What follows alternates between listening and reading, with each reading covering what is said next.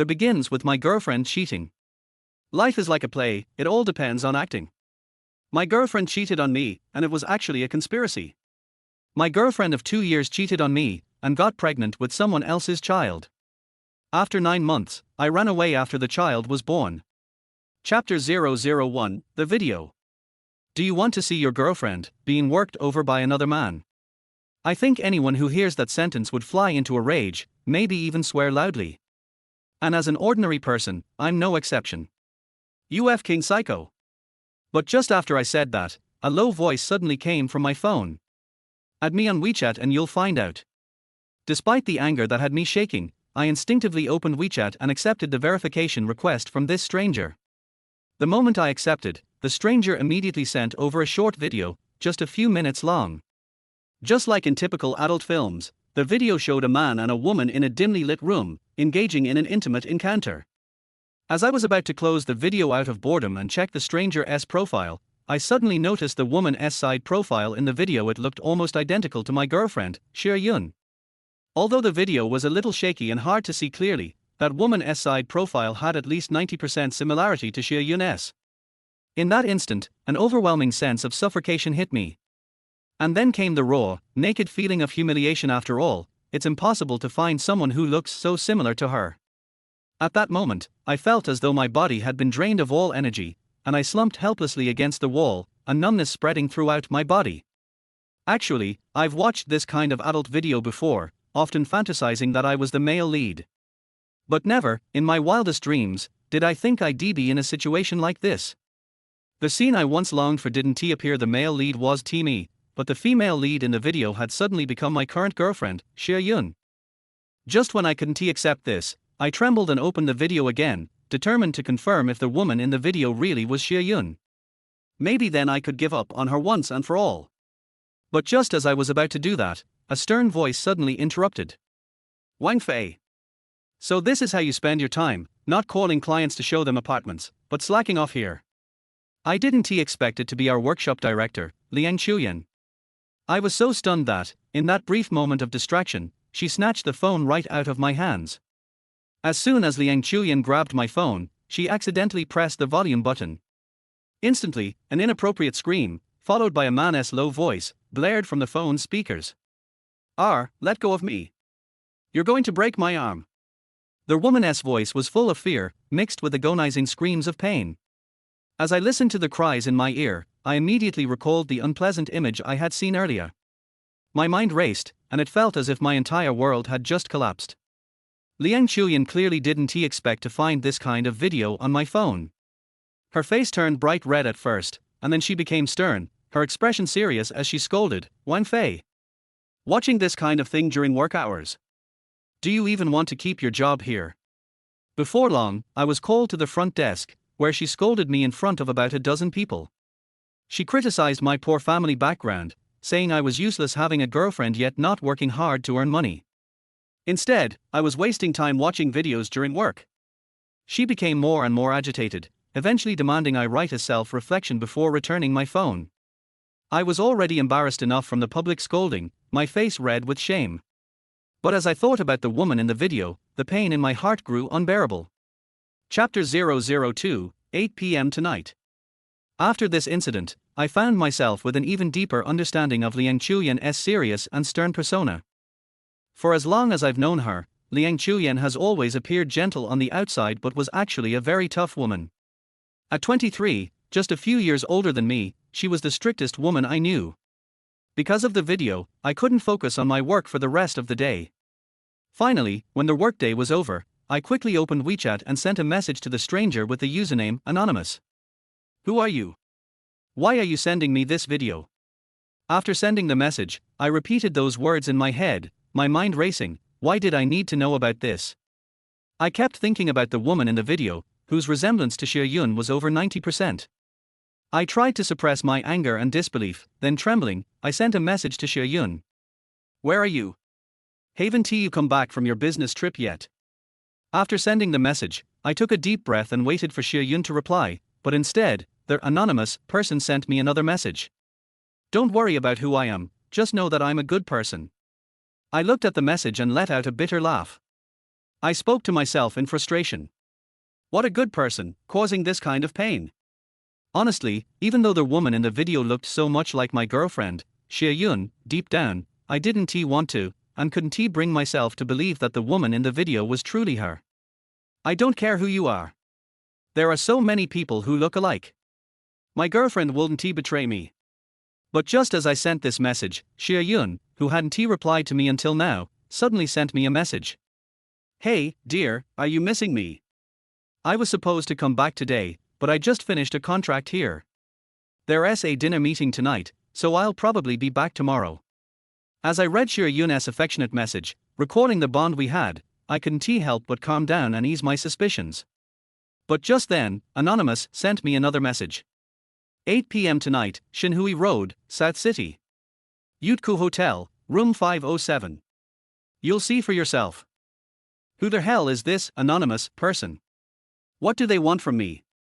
Since I started dating Xie Yun, I've always had this sense of insecurity because she is so beautiful. She is the queen of our factory. I never expected someone like her would be interested in me. And because of that, I've cherished this relationship even more, doing my best to protect her. But reality is so cruel. Even though I didn't want to believe it, the message on my phone made me panic once again. As I struggled with my thoughts, Xie Yun sent me another message. Dear, I'm going to eat now. You need to eat well too. Looking at her message, I smiled bitterly and instinctively replied, you too, eat more. However, what she sent next sent me into a state of near madness. Millimeter, I got it. Don't worry, I'll eat my fill.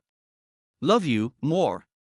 I stared at the words, eat my fill, and an image that pierced my heart involuntarily flashed through my mind, painful and tormenting. If the woman in that video is Xie Yun, and the room number and details from Anonymous are real, then maybe someone really is going to feed her until she is full.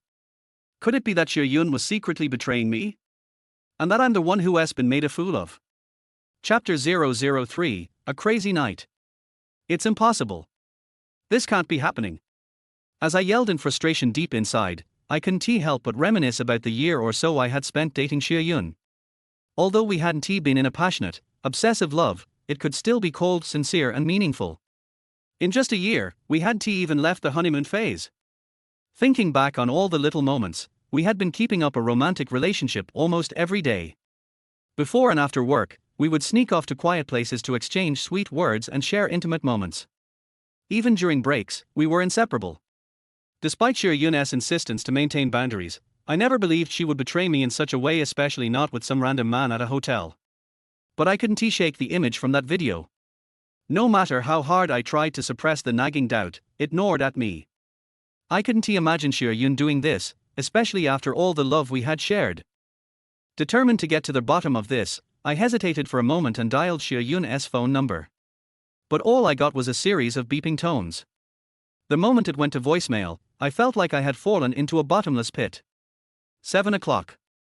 Looking at the time on my phone, I realized it was still an hour before the rendezvous the anonymous person had mentioned. But Xie Yun's phone being off. That made my heart race with anxiety. It was almost as if I were losing control. By now, the factory's cafeteria had closed, and yet I had no appetite. My mind was elsewhere. When I absent-mindedly walked out of the factory gate, I caught sight of a fruit knife being sold at a nearby stall. Without thinking, I walked up and bought it. Once I was in the taxi, heading toward the hotel, my mind was a whirlwind of chaotic thoughts. I didn't do anything wrong. I love you so much. I can't believe you would do this to me. You can't do this to me. If this is true, you'll get what is coming to you. In my mind, I cursed Xie Yun for betraying me, and at the same time, I couldn't help but consider another possibility. Maybe she was forced into it. If some bastard really dares to take advantage of her, I swear I won't let him get away with it. I instinctively gripped the fruit knife in my pocket and ground my teeth in fury. If that is the case, I'll slit that bastard's throat. I'll make sure he never walks again. Even if I can't kill him, I'll ruin his life completely. With this fury boiling inside me, I imagined myself getting to the hotel, catching the bastard in the act, and stabbing him in the back before he even knew what hit him. I'd take a picture of his humiliation and post it online. Then, I'd call the police and turn myself in. I knew the consequences of such actions, but at that moment, I felt like I had to punish him. He needed to pay for what he had done. The city at night was hazy and enchanting, yet strange and twisted. In this beguiling, bizarre night, I wondered how many secretive, ambiguous encounters were taking place. And for me, this night would also be one of madness. As I approached their hotel, trying to pass myself off as a guest who had already checked in, I walked through the lobby and headed straight for the elevator, not daring to look at the receptionist. I wasn't a real guest, after all. I wasn't here to check in or meet anyone. I was just a man unsure if his girlfriend had betrayed him, rushing to confirm a cheating scandal. When I stepped off the elevator, following the directions to room 507, I saw their "Do Not Disturb" sign hanging on the door handle. I could hear faint voices and laughter from within. A wave of pain crossed my face. Their "Do Not Disturb" sign was a glaring indication that something was happening in there. It was clear that no one wanted to be interrupted. I hesitated for a moment, but my impulse couldn't be suppressed. I carefully pressed my ear against the door. Chapter 00 for breaking into the door. I want to hear the voice of the woman in this room to see if it is Xue. However, in addition to the women's low complaints and coquettish voices, there were more low voices from men in the room. And when the faint sound came intermittently, it was accompanied by waves of familiar yet unfamiliar squeaking sounds. Even though all this happened through the door, the intense scene of two people fighting in the movie appeared in my mind. Although I have never had any close contact with Xue, it is difficult for me to tell from her shy and delicate voice whether the woman in the room is Xue. But the images that appeared in my mind still made me furious. Bang! Bang! I took 2 steps back, then kicked the door open with all my strength, and rushed in without any hesitation. However, when I was holding up my phone and taking pictures of everything in the room, I heard a shrill scream in my ear. "R!" I saw a girl in her early 20s looking at me in surprise, and then she panically grabbed the quilt and covered her head. At the same time, a middle-aged, bald and greasy old man also reacted, followed by a roar. "Who are you? What do you want to do? Put your phone down." I subconsciously put the phone into my pocket, and a hint of relief appeared on my face, but at the same time I was very embarrassed. What made me feel fortunate was that although the girl covered her face quickly, I still recognized at a glance that this was not Xue. The embarrassing thing is, I actually. "Come on, young man, don't be nervous. Tell me, what do you want? Money or?" Just when I was a little confused, I saw the bald man said this in a friendly manner and glanced at the girl hiding in the quilt without leaving a trace. When I heard this, I quickly waved my hands to indicate that I didn't want anyone. "That's easy. Tell me, how much do you want? Name your price." I didn't expect this to happen.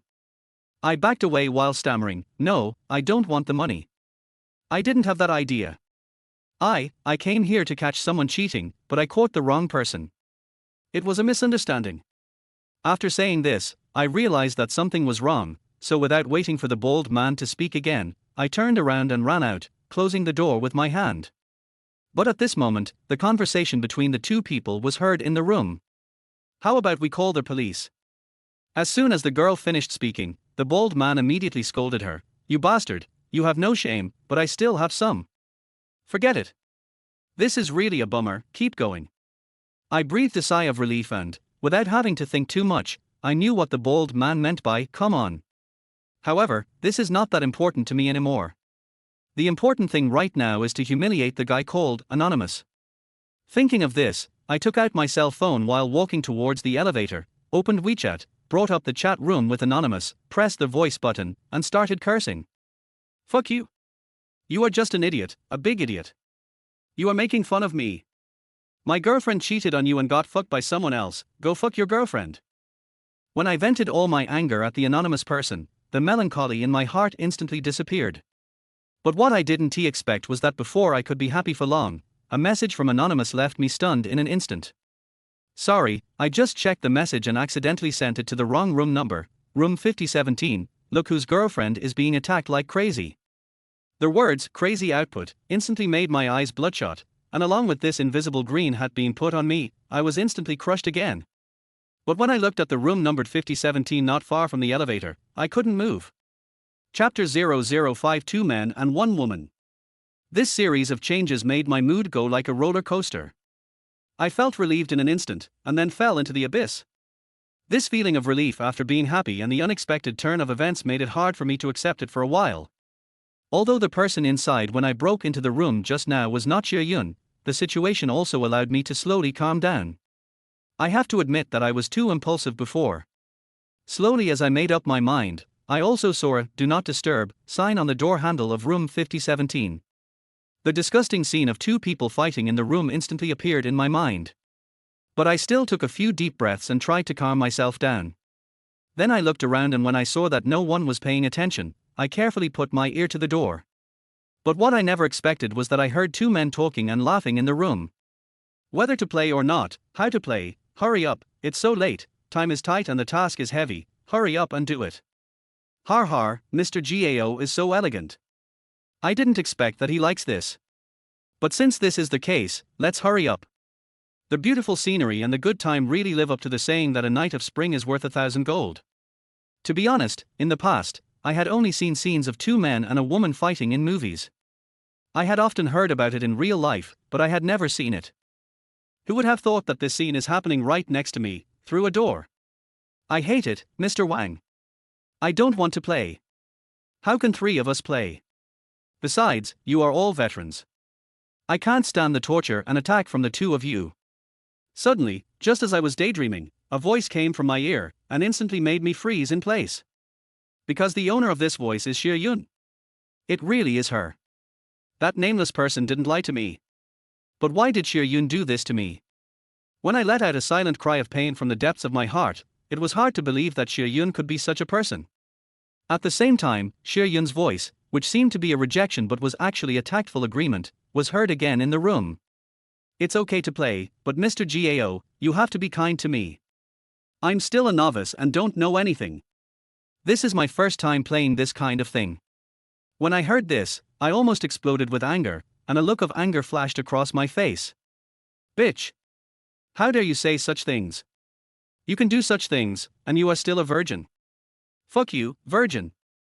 Just as I was trying to control myself and convince myself that I must hold it in and wait until a real fight breaks out in the room before rushing in to catch them in the act, I could hear two men talking and laughing in the room. Okay, don't worry, I will definitely be gentle with you, let's get started now. In a short period of time, I listened to the conversation in the room and guessed who said this. It seemed to be the so-called Mr. Gao. Okay, Xue Yun, come on, once Boss Gao is done, it will be my turn. As I thought of this voice, I also remembered the Mr. Wang that Xue Yun often mentioned. And from Mr. Wang's words, I was more certain that Xue Yun was now in the same room with two men. This also reminded me of how Xue Yun deceived me when we talked on the phone before. She kept saying that she hadn't come back yet. I really didn't expect that she would do such a disgusting thing with two men in the room at the same time behind my back. R. Suddenly, Xue Yun's exclamation was heard from the room, followed by Xue Yun's delicate cry. Mr. Gao, what are you doing? No. I regret it. As soon as Xue Yun finished speaking, he instantly aroused Mr. Gao's opposition, followed by an unbearable voice. Regret? You've already played, what are you thinking about? I'm telling you, I'm being polite enough. If I didn't have sympathy for you, I would have left you no chance to even breathe. In this situation, even Mr. Wang echoed the voice with a hint of disgust. Xue Yun, this is your fault. We are in the same group, but isn't it obvious that you are letting Mr. Gao off? What's the point of regretting? Now it's my turn, right? Chapter 006. Come on, Mr. Wang. When I heard these words coming from the room, I instantly became furious. Because during the time Xue Yun and I were in love, she had never been so open-minded, but now she would actually do this kind of thing with the two men in the room. Especially when I heard the few words spoken by those two men, my heart suddenly felt like it was being cut by a knife. What does, with one blow, she won't even have a chance to breathe, mean? What does it mean to give Gao a break? What's the use of regretting? Now it's his turn. This heart-wrenching feeling did not last long, and then in the room, I heard the sound of Xue Yunjin crying. Woo, woo, no, don't, woo, woo, I don't want to play anymore, you all are bullying me. As Xue Yun cried and spoke, it seemed that the man named Mr. Gao did not want to give up this opportunity either. Hurry up, you can't just use your mouth. Even if you don't want to play anymore, you have to finish this matter first. If you can't do it, I will leave, okay? As Mr. Gao finished his words, Mr. Wang also began to urge. Is it still possible? Hurry up, if not, just shut up. After Mr. Gao leaves, I wonder if I can still play. Xie Yun hesitated for a long time before he stammering and speaking incoherently. I'm afraid I can't do it anymore. How about you, Mr. Gao? Mr. Wang, wait and see. I'm afraid I can't hold on any longer. Hearing these words, I couldn't help but feel a sense of collapse as if the sky was falling. But who knew that the words that continued to come from the room still couldn't let me go, and they began to torture me more and more intensely. Okay, here I come. Xiao Yun, I didn't expect you to be so awesome. It's just the beginning and you've made me so happy. Har har har. As soon as Mr. Gao finished speaking, Mr. Wang's teasing voice was heard. Boss Gao, we have only just started. Come on, if you have the ability, go ahead and kill everyone. But I won't let you succeed. Let's continue and see who is better, you or me. Facing the room, I heard the confrontation between two men. I seemed to imagine how unfairly Xie Yun was treated under the attack of these two men. And it was precisely because of this that I gradually changed from thinking that Xie Yun was deceiving me in the beginning to thinking that Xie Yun was a victim of oppression. There is almost no doubt that in all of this, Xie Yun seems to be the one restraining and forcing them. But what can I do? I was in a painful decision, facing Xie Yun's betrayal of me and the verbal provocation of the two men, and I couldn't help but subconsciously clench the fruit knife hidden at my waist. But what I didn't expect was that at this moment, I heard Xie Yun's voice calling me. It's almost there, come on, Mr. Wang. For a moment, I seemed to hear the sound of my own heart breaking. Because I never thought that Xie Yun would actually cooperate with them. And from these words, I seemed to hear the excitement in Xie Yun's tone. Call. Along with the man's sigh, a pair of suggestive words came, which made me fall into pain again. It was almost there, just almost there. What a pity, it was such a waste of effort. I was so nervous that I was sweating. Mr. Gao is awesome. Hi. Finally we won, but it's all thanks to Xie Yun's efforts, otherwise we would have lost. Lao Wang, you're not good enough. You need to practice more with Xiao Yun and cooperate more. Practice well with Xiao Yun and cooperate more. When I heard this, I was immediately shocked, because from these words, it was not difficult to guess that Xie Yun and Mr. Wang seemed to have had related experience a long time ago. Pooh. What's the point of cooperating? We've already lost. Xiao Yun said she didn't know how to play, but I think she's playing pretty well. Look how happy President Gao is. Hate it. After Xie Yun complained, he continued with a smile, Boss Wang loves to make fun of me, but Boss Wang is really good at it. Okay, you're such a fool. We are obviously in the same group, but forget it, but the situation tonight is special, you just need to accompany Mr. Gao. Chapter 007, What is Intolerable? When Xie Yun heard this, he immediately followed up with another sentence. Hey, Mr. Wang, I've already told you that this is my first time playing this game, so please stop criticizing me, okay? It has to be said that from the beginning to the end, men have been unable to resist a woman's coquettish behavior. Even I, hiding outside the door, listening to Xie Yun's coquettish voice, couldn't resist for a moment. What's more, what about the two men who are in the ambiguous room at this moment? So, as soon as Xie Yun finished speaking, she was immediately comforted by the two men. Lao Wang, you two, there are three of us, so we just want to have fun. It doesn't matter who wins or loses. What's important is that we take a break and then continue playing. But right now, shouldn't we cash in our bets? Obviously, the person who spoke was the Mr. Gao they mentioned, and at this time Mr. Wang also agreed. Okay, I'll go first this time. Just as I was satisfied and wondering what kind of bet the three people in the room had made. Suddenly, I heard Xie Yun's cheering voice. Take it off. Hearing this voice, I suddenly felt nauseous. I didn't expect Xie Yun to be so proactive. Xiao Yun, don't laugh at me, it will be your turn soon. Following Mr. Wang's words, Xie Yun hesitated for a moment, then said shyly, Can I not take it off? Unexpectedly, at this moment, when Mr. Gao's voice came, it carried a hint of unquestionableness. We've already played. And you still want to cheat? Obviously, when Mr. Gao said this, the atmosphere in the room suddenly became silent. After a while, Xie Yun spoke first and broke the silence. Boss Gao, don't be angry. I was wrong in this matter. Isn't it okay for me to listen to you? Just as I was imagining Xue Yun's next move, I heard another pair of heartbreaking words in my ears. Actually, this is my first time playing, but you guys are really good at it, and you really know how to play it. It's better than my boyfriend. Damn it. Bitch. Listening to Xue Yun's comments about me, I was so angry that I started shaking all over. But on second thought, I really didn't go that far with Xue Yun. But she is my girlfriend after all, right? Especially when she said this to me in front of other men, it made me feel even more humiliated. At this time, bursts of teasing sounds were heard in the room. Xiao Yun, I'm wondering if your boyfriend is not good enough. Alas, it's a pity for our Xue Yun, such a beautiful little girl. Things have developed to the point where I can no longer endure the humiliation of being cuckolded.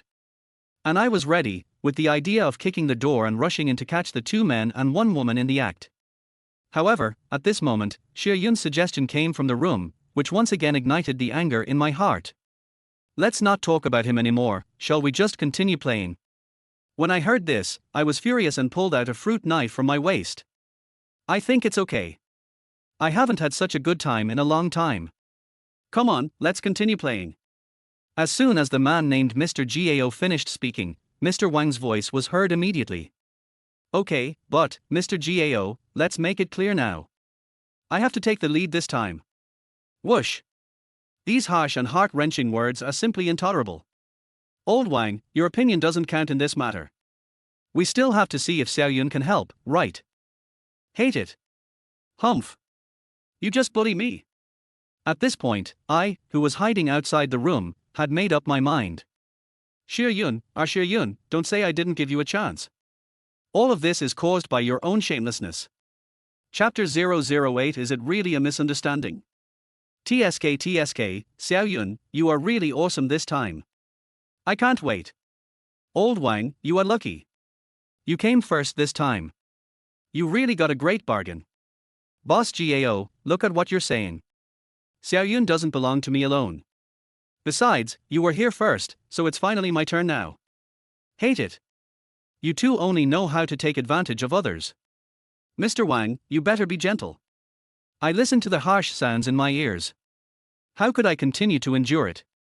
Without thinking too much, he retreated a few steps, then gathered all his strength and kicked hard at the door of the room. Bang! Bang! With a muffled sound, I kicked the door open and immediately rushed in with a fruit knife in my hand.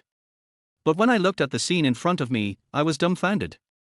There were definitely 2 men and 1 woman in the room, and the woman was undoubtedly Xue Yun. And these 2 men and 1 woman actually stayed together.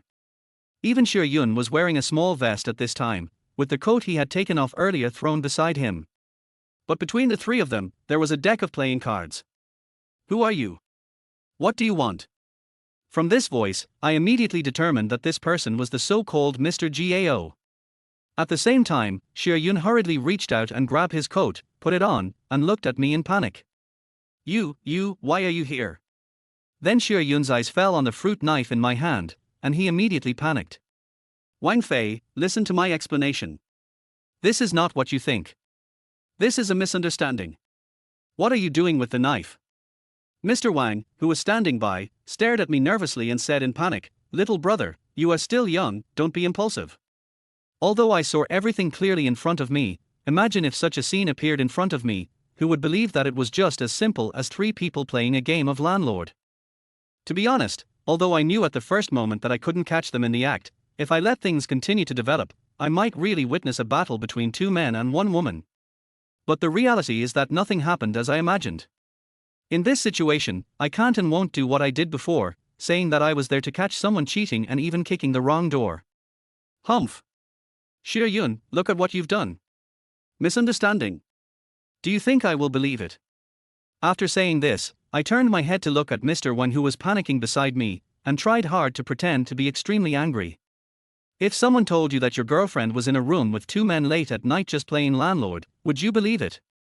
After I said this, I remembered that when I called Xue Yun before, Xue Yun told me that she would not be back until tomorrow. Then he saw Mr. Wang's panicked expression, and coupled with the short video sent by the anonymous person, he became even more annoyed.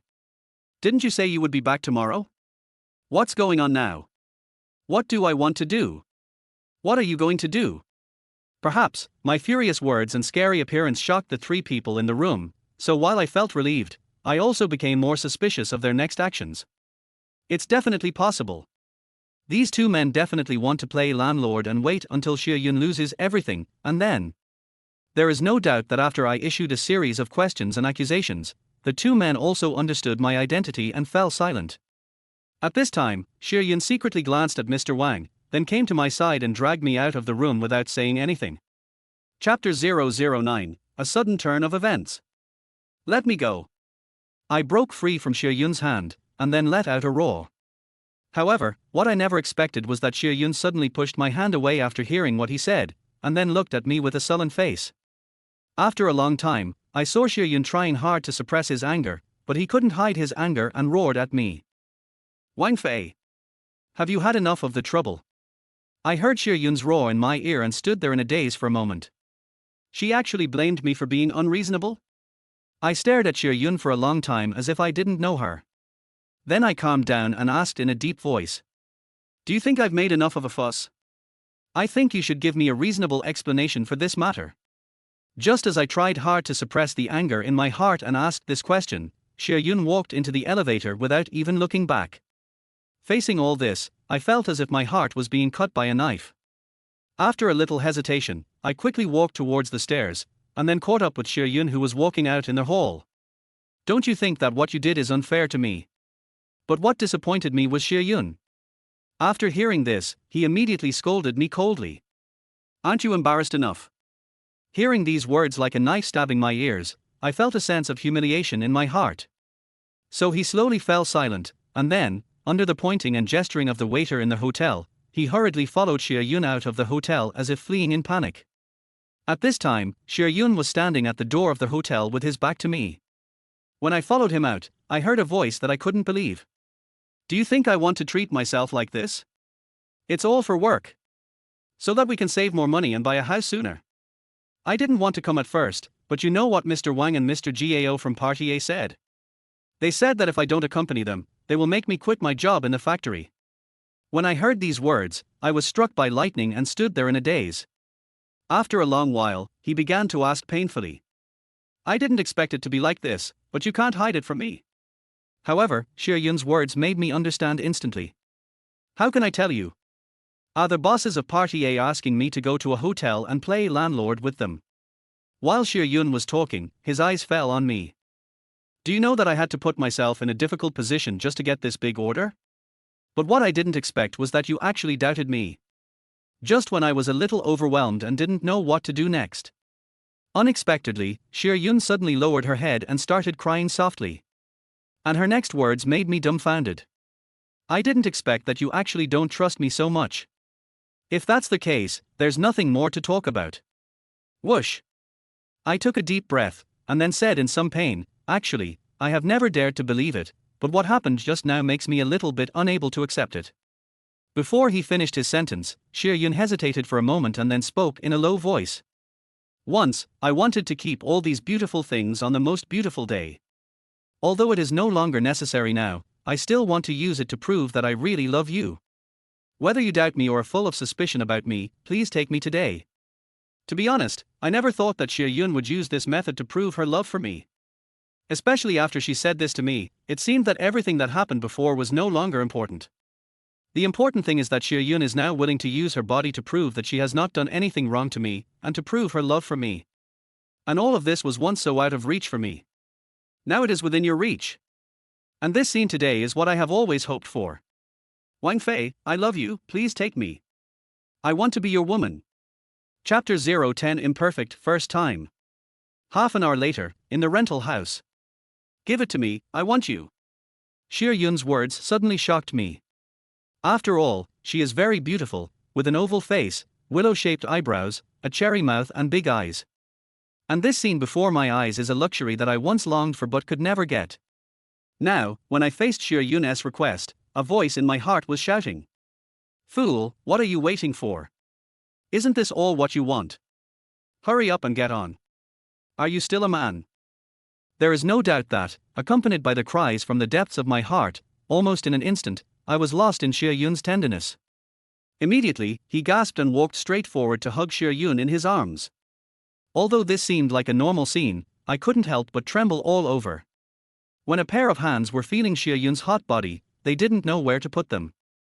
Just when I was feeling as if I was dreaming, I suddenly heard Xue Yun's soft voice in my ears. "Silly, are you going to hold me like this forever?" It is undeniable that when Xue Yun's soft whisper sounded in my ears, it instantly ignited the restlessness deep in my heart. That feeling was like a pile of dry firewood that was suddenly ignited by a spark, and then a foot-high flame was ignited, and then it was out of control. As Xue Yun ignited my passion, I suddenly lowered my head and kissed her. At this moment, Xue Yun gave me a feeling that was more enthusiastic and proactive than any time we had been intimate before. After a long time, I was no longer satisfied with this superficial intimacy, and subconsciously bent down and hugged Xue Yun. Xue Yun seemed to know what was going to happen next. A blush flashed across her face, and then she closed her spring-like eyes. "Wang Fei, I love you." A dreamlike sound directly made me fall into a state of madness. As I lowered my head to kiss Xue Yun, my whole body also produced a significant reaction. Although Xue Yun and I had been intimate with each other in the past, as she said, whenever I asked for further information, she always wanted to keep the best moment for the best day. Now, I finally don't have to endure it anymore, and Xue Yun's requests and cooperation give me infinite fascination. However, facing Xue Yun's initiative and as the situation developed step by step, I was somewhat dissatisfied with my performance, even a little embarrassed. After all, there is an old saying that a moment of spring night is worth 1,000 pieces of gold, but when I was facing the critical moment of this beautiful spring night, I only had an extremely short beauty. Of course, although all this is an imperfect experience for me, it is truly the most perfect beauty for both of us. After all, in that brief moment, I truly possessed Xue Yun, and from now on, I can proudly say that she is my woman. Just now. After a long time, when I thought back to that crazy but short-lived beautiful scene, I couldn't help but feel a little embarrassed about my performance. Unexpectedly, when I just started to stammer and hadn't said it clearly, Xue Yun looked at me tenderly and scratched the tip of my nose with his hand. "From now on, I belong to you, you have to treat me well." Chapter 011, A Hint of Doubt. I could see that Xue Yun didn't blame me for my poor performance just now. On the contrary, when she expressed her feelings to me in a sweet and gentle manner, I was so excited that I hugged her tightly in my arms. There is no doubt that Xue Yun's gentleness and kindness once again made me want to love her well. Unexpectedly, just as I was about to move, Xue Yun stopped me. "Honey, aren't you tired?" "I'm so tired, and I have to go on a business trip tomorrow." When I heard this, I immediately understood and stopped my actions, but I felt a little reluctant in my heart. After all, we had just started a real relationship, and I never thought that she would go on a business trip again. Actually, I don't want to go either, but when I think about the fact that we will be together for a long time, and we need money to buy a house of our own. When I listened to Xue Yun's plans for our future, I suddenly felt a little guilty towards her.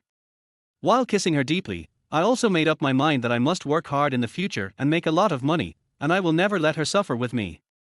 However, just when I made up my mind, I heard Xue Yun's somewhat resentful voice. "Humph, I feel unhappy when I think of your suspicion of me. Now I am yours, let's see if you still trust me." As I listened to Xue Yun's resentful voice, I felt embarrassed deep in my heart, and I quickly spoke to comfort her. "I'm sorry. Actually, I have always believed in you. It's just that when I faced those things, I was blinded by anger. But then again, if I didn't care about you, I wouldn't have done that." "I know, dear. I felt a little sad just now, but after hearing what you said, I don't feel so bad anymore." Xue Yun's gentle voice also made me feel relieved. After all, we now have a real relationship. If there are still some knots in our hearts, I'm afraid there will really be a gap in the future. In the past, I often heard people say spring nights are short.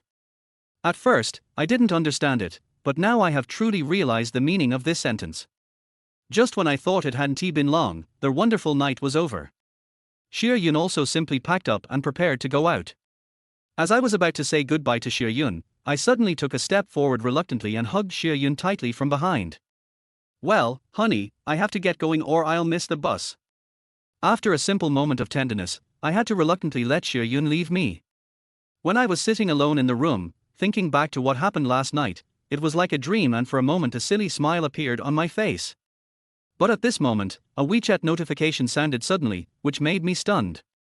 Because at this time, I was holding my mobile phone in my hand. Then, just when I was feeling extremely confused, another WeChat notification sounded. When I followed the sound, I found out it was Xue Yun's cell phone. Without thinking too much, I knew that Xue Yun was in a hurry when he left and forgot his phone here with me. But as soon as I picked up the phone, I saw the WeChat message on it. Is it done? He didn't think too much about it, did he? I was stunned when I saw this inexplicable message. Is Xue Yun hiding something from me? Although I just made Xue Yun my woman, this sentence still made me feel strange. However, just as I was in a daze, Xue Yun came back. It wasn't until Xue Yun took the phone from my hand as if nothing had happened and then gave me a passionate kiss on the face that, although I was still confused, I slowly dispelled my previous fanciful thoughts. Maybe it's about work. Chapter 012 No Blood. Waves of delicate cries and low moans. The heavenly music from last night still echoes in my mind even now. And it was precisely because of Xue Yun's flattery last night that I immediately dispelled my doubts about her. After all, Xue Yun caused me a lot of misunderstandings before, but now, she has given her body to me. At this point, what else do I have to doubt her? I shook my head and smiled bitterly, lamenting that I was too suspicious. Suddenly, the rumbling sound of my stomach brought me back to reality. Come to think of it, I haven't eaten since last night until almost noon. Especially last night, I had an in-depth communication with Xue Yun. Thinking of this, I walked out of the rental house and came to the street, ready to buy some food from the nearby vegetable market. In fact, I have also thought about simply going out to a restaurant, but then I thought that now I am a man, I should shoulder the responsibilities that a man should have, and save as much as possible. After all, buying groceries and cooking can save some money. If I save more money, I will have more ability to give Xue Yun a good life in the future. However, what I never expected was that when I was looking for some cheap vegetables at the market, I suddenly received a message from that stranger. Now, you know what kind of person your woman is, right? I looked at the message displayed on WeChat and snorted coldly. Just when I was about to ignore and block this stranger, I thought of all these things. Come to think of it, if it weren't for this stranger, perhaps there wouldn't be so many misunderstandings between Xue Yun and me. Of course, this will not bring the relationship between Xue Yun and I any further.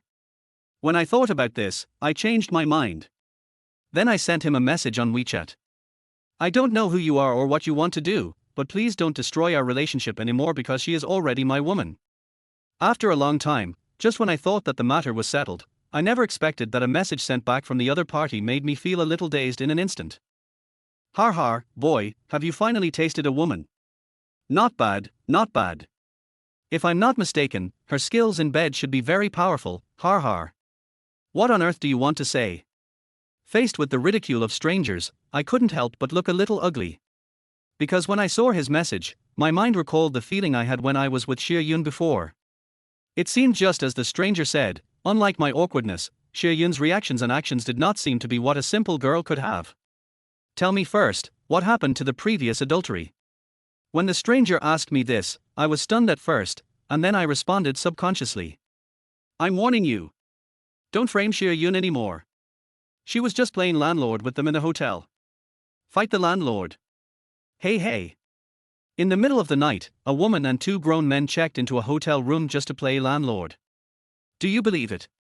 To be honest, in fact, I am also skeptical about this matter. However, just when I was at a loss, I saw another message from him. I have to remind you that since you think she is quite pure and you have had sex with her, don't you know whether she is a good woman or not and whether she has had her period? At that moment, when I saw this message, I was stunned on the spot, and at the same time, my mind recalled every detail of how I made the bed after the incident. As the images flashed through my mind one by one, I subconsciously clenched my fists. Because just as this stranger said, in my impression, Xue Yun never had any blood.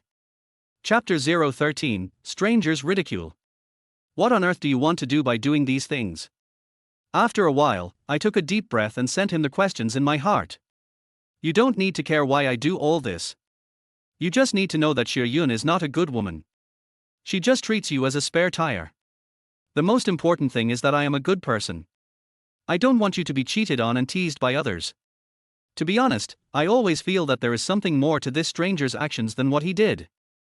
As for Xue Yun, I couldn't believe that she was just using me as a backup. But all of this seems like a mystery to me now, and makes me feel deeply confused and puzzled. You're just a bitch. You better be more careful. Don't think you can be stupid just because I let you sleep with me. After the stranger sent this message, I also fell into a state of doubt. And then, when I woke up, I didn't bother to buy groceries and turned around and returned to the rental house. Because at this time, I had only one thought in my mind: I wanted to go back and check to confirm whether there was any blood on the bed sheet, and whether my memory was wrong. But when I hurried back to the rental house, I was dumbfounded. Because at this time, at the door of the rental house, my bedding, sheets and other items were scattered at the door, and there was also a note stuck on the door. If you don't pay the rent, next time it won't be just throwing away the bedding, it's that simple. At that moment, I couldn't help but feel a look of extreme shame flash across my face. Because I just got my salary last month, I used it to buy a mobile phone for Xue. But also because of this, I forgot about the rent since I had no money on me. Thinking of this, I held back my tears and was about to tidy up when my eyes fell on the bedding scattered on the ground. And when I subconsciously reached out to pick up the bed sheet, and checked it over and over again, I let out a dry laugh with a dead heart. What a bullshit, Beauty, what about saving the best for? I reached out and tore my hair in a frenzy, muttering to myself subconsciously, liar, they are all liars, why do you treat me like this? At this moment, Xue also sent me a message. I used to like sports more, maybe that's why I gave you my body, and you still doubt me. I looked at the questions I had sent her when I came back from the vegetable market, then my eyes fell on her reply and I immediately gave a bitter smile. Wang Fei, I never thought you were this kind of person. Do you want to deny it? You scumbag. I really misjudged you. I didn't expect this situation to happen, so I quickly explained it, but the message I sent was rejected by Xue. Yunjur has enabled friend verification. You are not her friend yet. Please send a friend verification request first. You can chat only after the other party passes the verification. Please send a friend verification. When I saw the prompt on WeChat, I was stunned for a moment. So I quickly sent a message saying, I'm sorry, please let me explain, but after waiting for a long time I still couldn't pass Xue friend verification. Faced with Xue determination, I felt a little regretful and angry. First he regretted how he could be so foolish, and then he became very angry at Xue determination. Especially considering that I haven't eaten yet in order to save some money. Then he was kicked out of the rental house, and for a moment he felt that her ruthlessness was not worth it. As night fell, I found a small stall to sit down, ordered a simple fried pancake, and then ordered a few bottles of beer. After the meal, I didn't feel full. Especially after Xue ruthlessness, I felt more and more aggrieved in my heart. Before I knew it, there were 7 or 8 beer bottles piled under the small dining table in front of me. Chapter 014 Handsome Guy, do you want to stay here? The stimulation of alcohol made me feel hot all over my body. Although I had been kicked out of the rental house, I still subconsciously walked towards the rental house. To get back to the rental house, you have to pass through a small alley. In fact, I knew early in the morning that in this small alley, those houses on the roadside were full of fake shops disguised as massage and barber shops. After all, I have lived here for some time. But in the past, I didn't feel much, but now because I drank a lot of wine, I started to observe it subconsciously without realizing it. Hey, little brother, come and sit down. How about a place to stay? The sudden shout in my ear made me stop subconsciously. But when I saw that the people who said this were 2 middle-aged ladies sitting and chatting at the edge of the alley, I instantly lost interest. However, just as I quickened my pace to leave, a mysterious and tempting voice came to my ears again. Hey, don't go. I'll find you a little sister. There are all kinds of girls. To be honest, I am deeply skeptical of what these aunts say. Maybe it's because I subconsciously observed the situation here for the first time. I didn't even have the courage to respond, so I quickly quickened my pace and walked forward. Wait, 100 yuan, come on, I'll find you a girl for 100 yuan. When I heard this call, I was stunned and also a little surprised. Only 100 yuan. Well, but what would this 100 yuan look like? With this question in mind, I don't know how many similar shouts I heard along the way, but I still didn't stop. I was at a loss and continued to walk aimlessly in this remote red light district of the city. This remote red light district is only 2 stops away from my rental house. Under all the temptations of words, it is undeniable that although I have the idea in my mind, I don't have the courage. It seems that my current mentality also confirms what people used to say, that I have the desire to steal but not the courage to do so. Just as I was about to walk out of this slightly remote red light district, a sudden shout made me subconsciously stop. "Brother, come in and sit for a while." Hearing this, I subconsciously stopped and looked in the direction of the sound with a questioning look. I saw a beautiful woman about 30 years old sitting at the door of a store on the street, smiling at me. Not far from her door, a little boy about 5 or 6 years old was playing in the mud. When I saw this situation, I didn't think too deeply about it for a moment and just asked a very common question. What? Unexpectedly, the beautiful woman, who was about 30 years old, was stunned at first, and then her face burst into smile when she heard what I said. He stood up with a smile on his face, came to the door and waved at me. "What the hell, come in now." As soon as she finished speaking, this pretty woman, who was quite attractive, winked at me and greeted me in a low voice. "Brother, come in and sit for a while. Let me help you relax. What do you think of my figure? I promise you will be satisfied and feel great in a moment, Tilda." I have to say that this beautiful woman in her 30s is indeed quite pretty, and her words aroused the restlessness in my heart. It was only then that I started to feel a little embarrassed, because my questioning voice just now seemed to have caused her to misunderstand something. Chapter 015, A Part-Time Factory Girl? However, at this moment, the woman's voice was heard next to my ear. "Hua, play outside by yourself for a while. Mommy will go inside and sit with this uncle for a while." Uncle? Mother. These two words instantly brought my restless mood back to reality. I don't know what on earth made this beautiful and somewhat attractive woman choose this kind of livelihood with her child.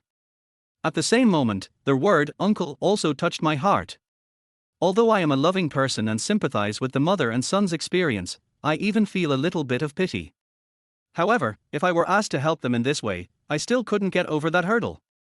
When I thought of this, I quickly left here with a dizzy head. "Hey, handsome guy, don't go, the price is negotiable." I didn't even turn my head back, ignoring the voice of the beautiful woman behind me. "R."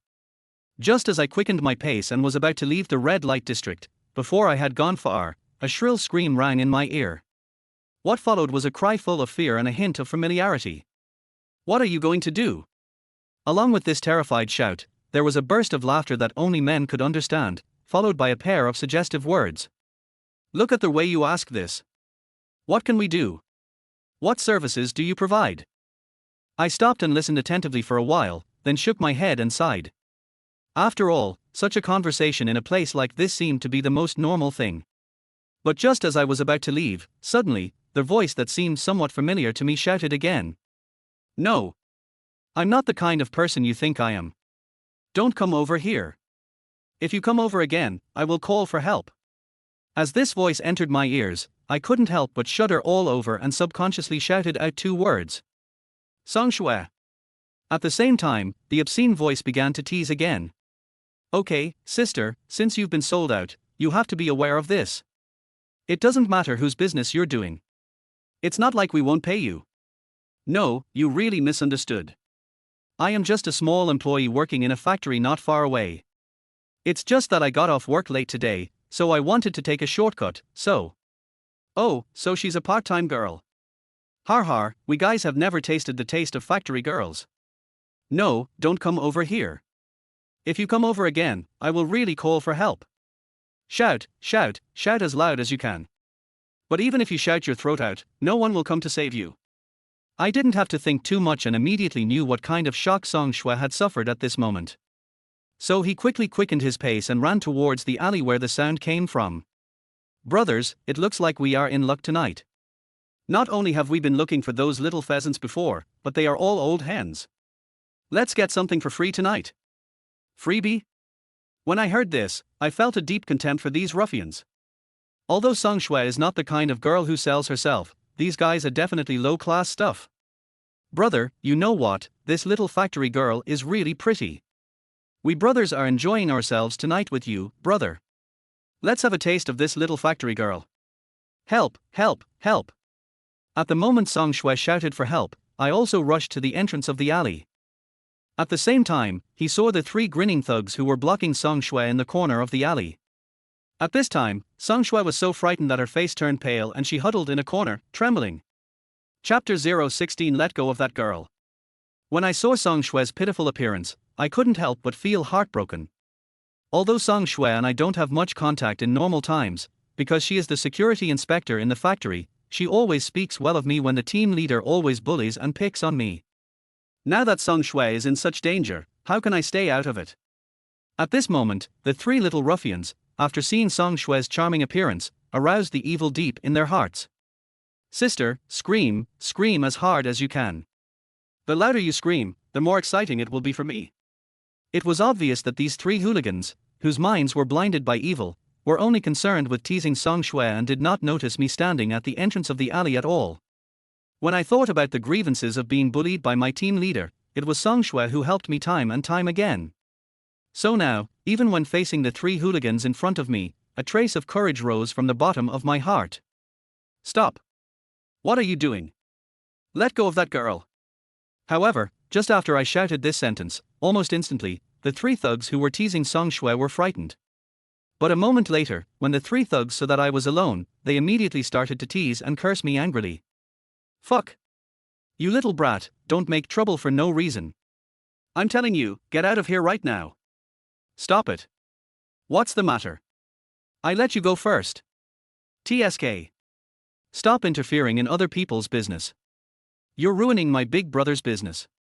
You'll have to pay the price. Song Xue on the other side, when she heard my shout, looked at me with tears in her eyes, as if she had grabbed a life-saving straw, and shouted with extreme grievance. Wang Fei, save me. Facing Song Xue's crying, I nodded subconsciously. But just as I nodded, I heard a mocking voice in my ear. What a fool you are. You don't even know how much you have. With your tiny arms and legs, you still want to be a hero and save the damsel in distress. I think you are courting death. After careful observation, I can see that the person who made these harsh remarks is obviously the leader among the three land thugs. After this guy cursed me harshly, he winked at the two younger brothers beside him. The two men smiled knowingly, and then clenched their fists until they made a crackling sound. Then he walked towards me with a ferocious sneer on his face and cursing. Boy, don't blame us for not warning you. Be smart and turn around and get out of here right now. Yes, either just get out of here, or kneel down and kowtow to us, or we will beat you so hard that even your parents won't recognize you. Facing the two thugs walking towards me, I took a deep breath and didn't dare to be careless for a moment. But now in this situation, I can only cheer myself up silently, and glance around inconspicuously, ready to find a handy tool. Brothers, I'll leave this brat to you too. Let me have a taste of this factory girl first. Okay, big brother, just wait and see. Yes, big brother, you go first, we will follow and take advantage of it and have a taste of this white-collar factory girl.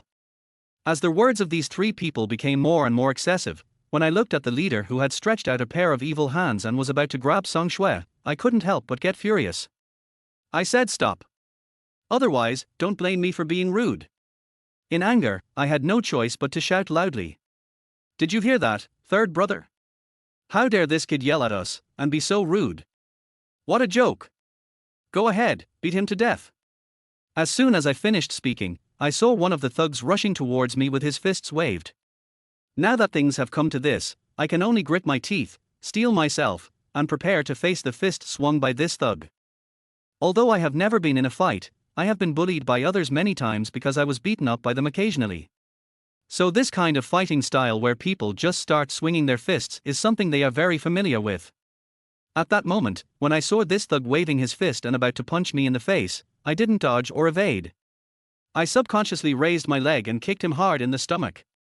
It was obvious that the thug did not expect that I would dare to attack him in front of the three of them. Especially the first thug who rushed towards me, he didn't expect that I would suddenly kick him. In the blink of an eye, when he reacted, it was too late to dodge and he was kicked away by me. Another thug standing nearby was stunned for a moment, then cursed and rushed towards me. Faced with this situation, I subconsciously dodged to the side, then bent down and reached out to pick up a brick on the ground. The thug didn't expect that he would miss the target at once. He cursed at me and was about to pounce on me again. But at this time I had already bent down to pick up the brick. Seeing him rushing towards me again, I didn't say a word, swung my arm and hit him hard on the head with the brick. The angle of the brick I threw at him was fierce and tricky. If it had hit him on the head, he would have definitely died.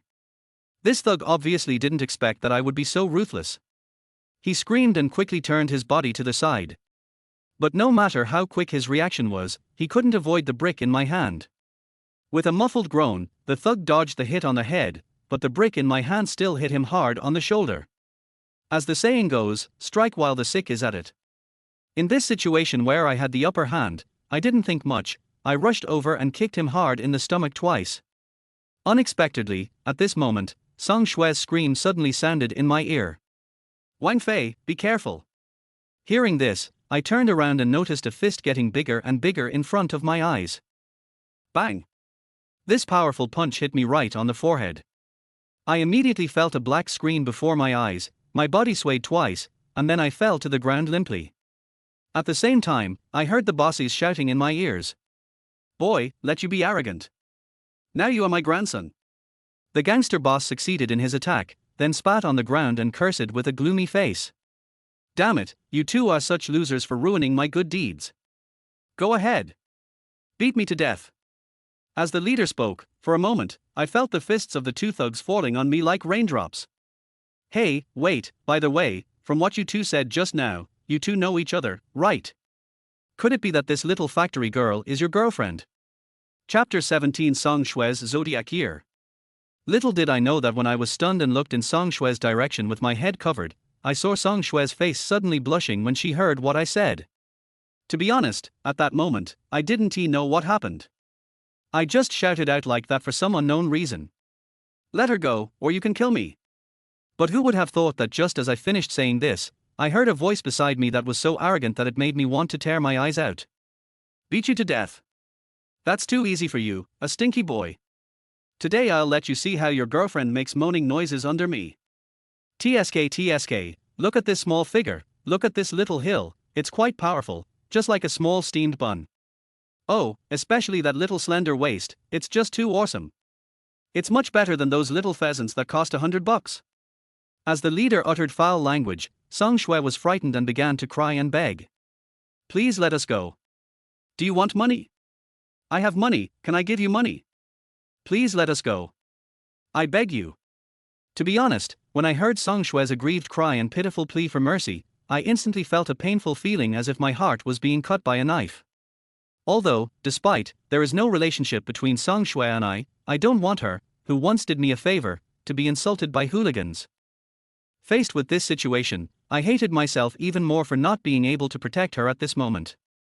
I clenched my fists unconsciously until my fingernails dug into my palms, but I didn't feel any pain. "Stare? You dare to stare at me, you little brat? What are you staring at? Are you dissatisfied?" I was just about to stand up when a little thug next to me kicked me hard. Then I fell to the ground, holding my stomach in pain. At the same time, Song Xue's distressed voice begging for mercy was heard not far away. "Please stop beating him, let him go, I will listen to you." At that moment, when I heard Song Xue actually say that she wanted to give up herself for me, I suddenly went crazy and let out a roar. "Don't want." But what greeted my shout was a hard kick from the thug next to me. Perhaps it was because of Song Xue's words that instantly aroused the courage deep in my heart. I suddenly hugged the thug next to me to block his fierce kick, and then used all my strength to flip him to the ground. Then, as if she had gone mad, she suddenly jumped on him and pressed the thug under her with her legs. He swung his fist and punched him wildly with a fierce look on his face. "Fuck you, I let you bully me, I let you bully me, I will kill you, I will beat you to death." The other thug never expected that I would explode with such anger. He was stunned for a moment, then kicked me hard on the back, and then hugged me tightly. But at this time, I was like a madman. I struggled desperately at first, and when I felt that I couldn't break free from this thug's restraints, I lowered my head and bit the thug's arm hard. "Oh, fuck. It hurts so much, it hurts me so much, I'm telling you to let go. Let go. You're a fucking dog." I took advantage of the critical moment when the thug's arm was hurt by my bite and felt that my body could move a little. I turned around suddenly and hit him hard on the jaw with my elbow. Bang! The thug couldn't withstand the fierce elbow strike and fell to the ground in an instant. Just as I stood up, I heard the smug laughter of the leader not far away. "Hey! It's still red. Girl, this is your zodiac year. Hearing this, I grabbed the brick on the ground without saying a word, gritted my teeth and rushed towards Song Xue's direction. At this time, the leader was bullying the crying Song Xue, and his evil hands were constantly tearing her. The scene before me made me extremely angry. As soon as I saw the short skirt you were wearing, I knew you were a little slut. Come on, today I'm going to let you experience what it's like to be in heaven. When I heard these words, I rushed over, grabbed the man's neck, and then smashed him hard on the head with a brick. Bang! Along with that, the brick hit the leader's head hard, and the brick in my hand also cracked. After feeling the pain, he rolled to the side, covered his head tightly with both hands, and wailed continuously.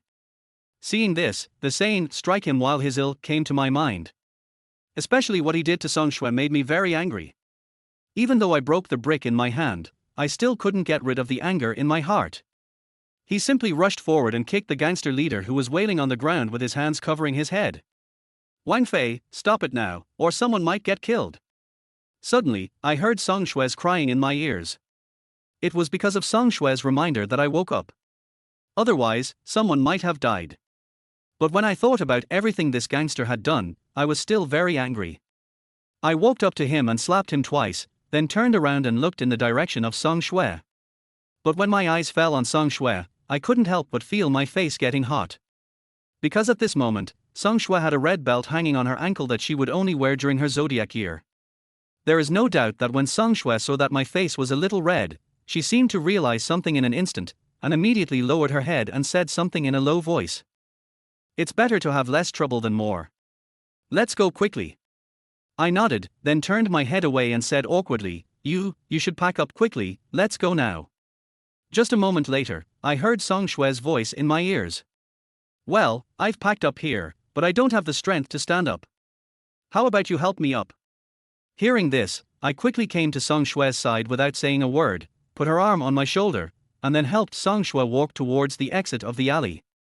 However, because of this, he inevitably came into contact with her body, and his nose could smell the faint fragrance from her body. And I could clearly feel the slight tremor coming from Song Xue's body when my hands were on her. "Want to leave?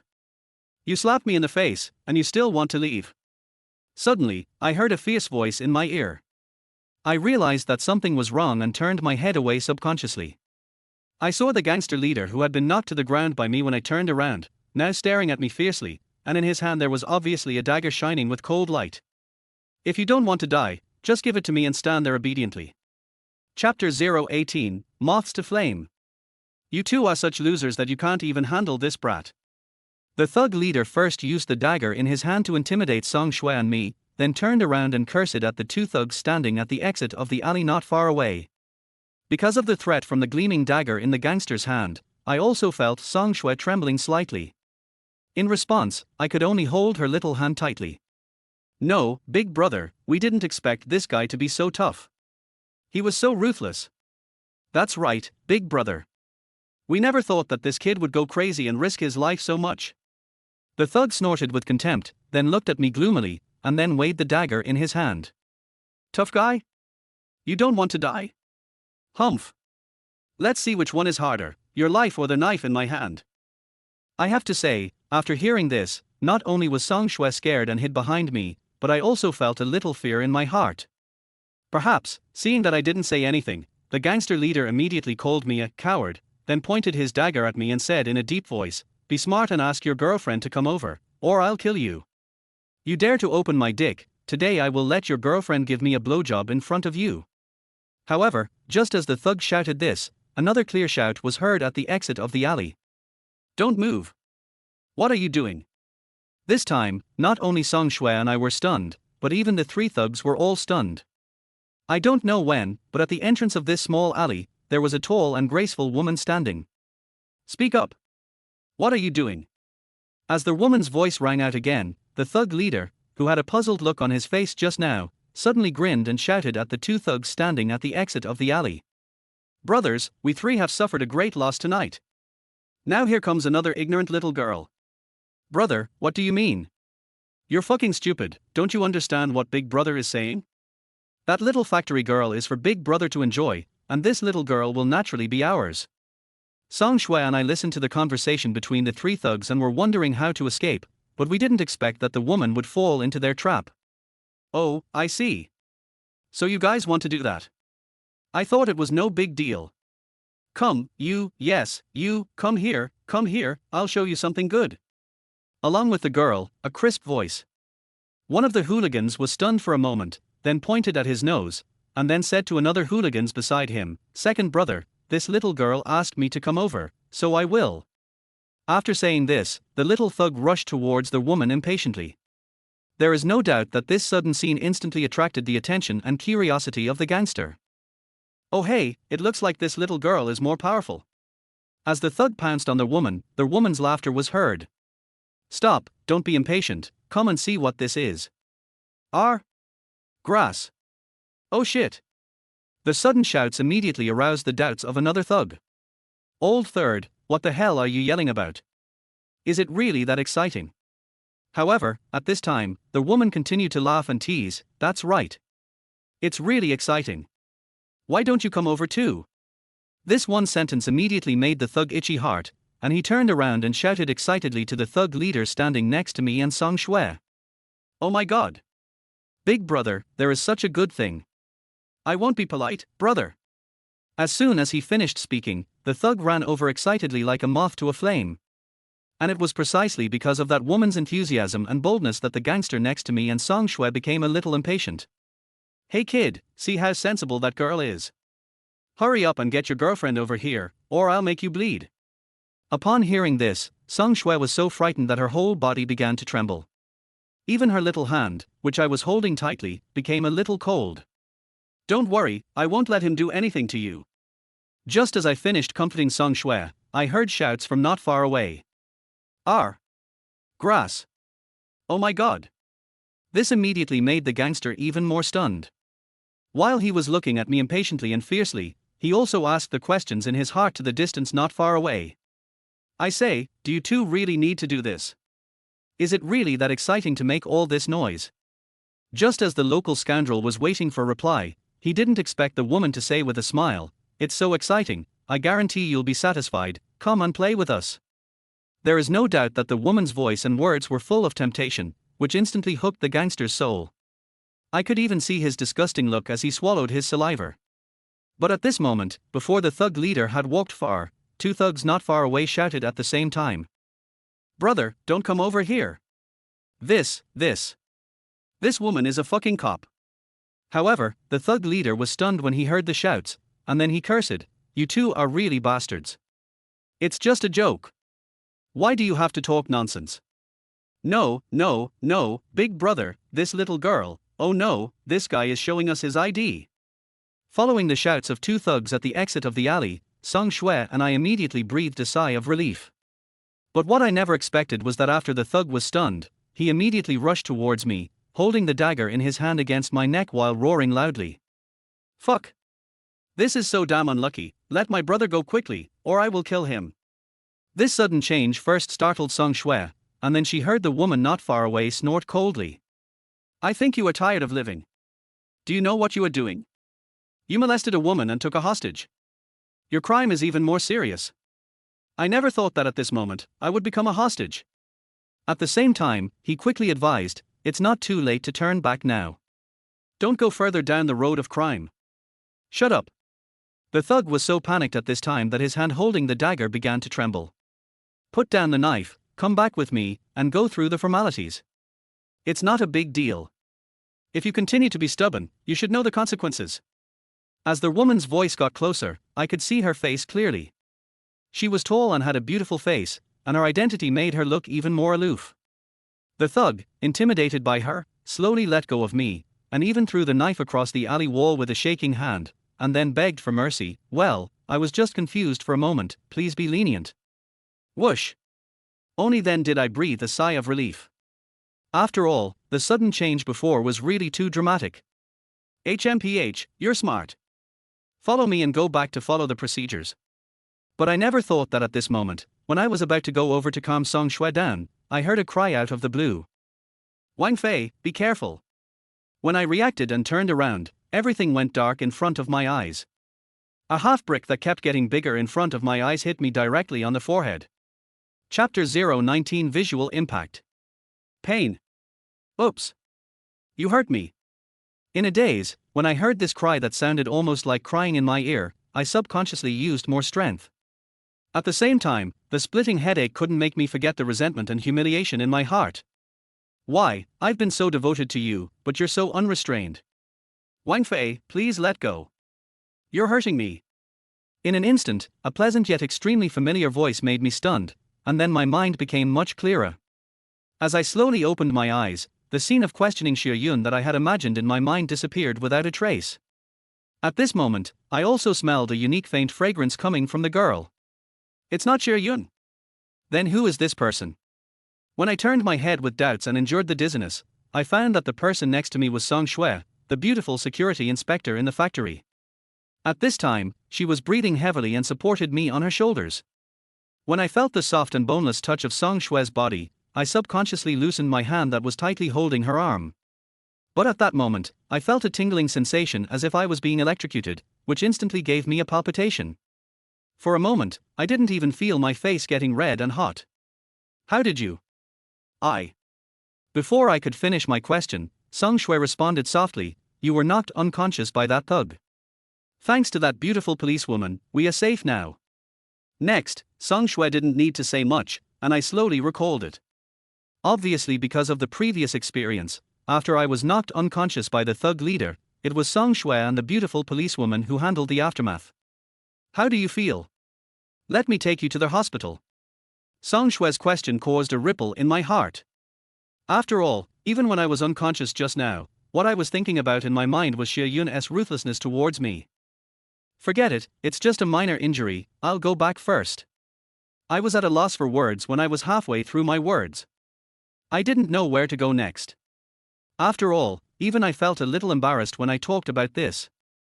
You can't tell Song Xue that I was kicked out of the rental house by the landlord and now I'm homeless, right? You can't just go back the same way and find a small massage room to spend the night there. When Song Xue saw that I didn't continue speaking, she hesitated for a moment, then said something in a low voice with a red face. It's so late, where are you going? This place is not far from where I live. You got injured because of me, so why don't you stay at my place for a night? No, I have something else to do. I need to go. Before I could finish my words, I smiled bitterly and sighed, forget it. I'm afraid it's inconvenient. I'd better find a place to spend the night.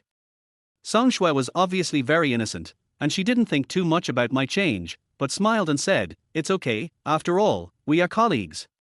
Besides, if it weren't for you tonight, I would have been bullied by them.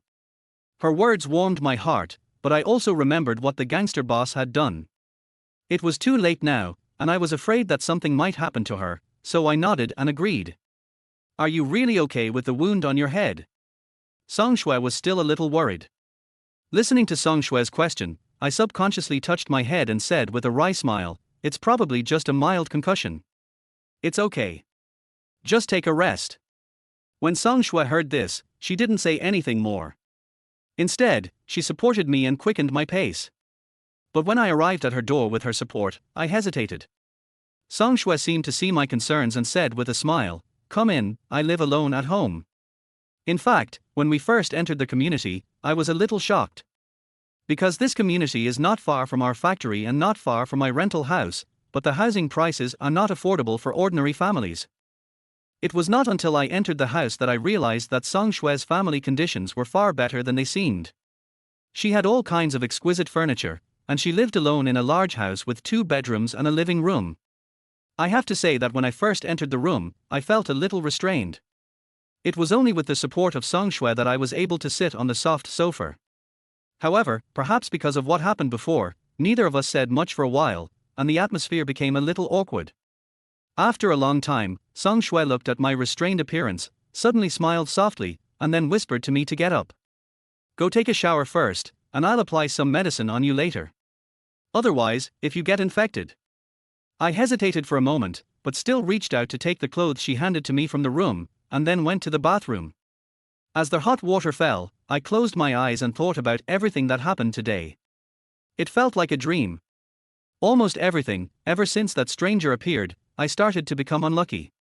No matter what, I have to find out whether Xue Yun cheated on me behind my back, and whether she didn't have her period because of too much exercise. And what does that stranger want to do? After that, when I put on the clothes Song Xue prepared for me and came to the living room, Song Xue looked me up and down as if she didn't know me, and then she covered her mouth in surprise. Wow, Wang Fei, I didn't expect you to be so handsome. I smiled sheepishly and said, indeed, after all, clothes make the man, and I'm pretty good looking.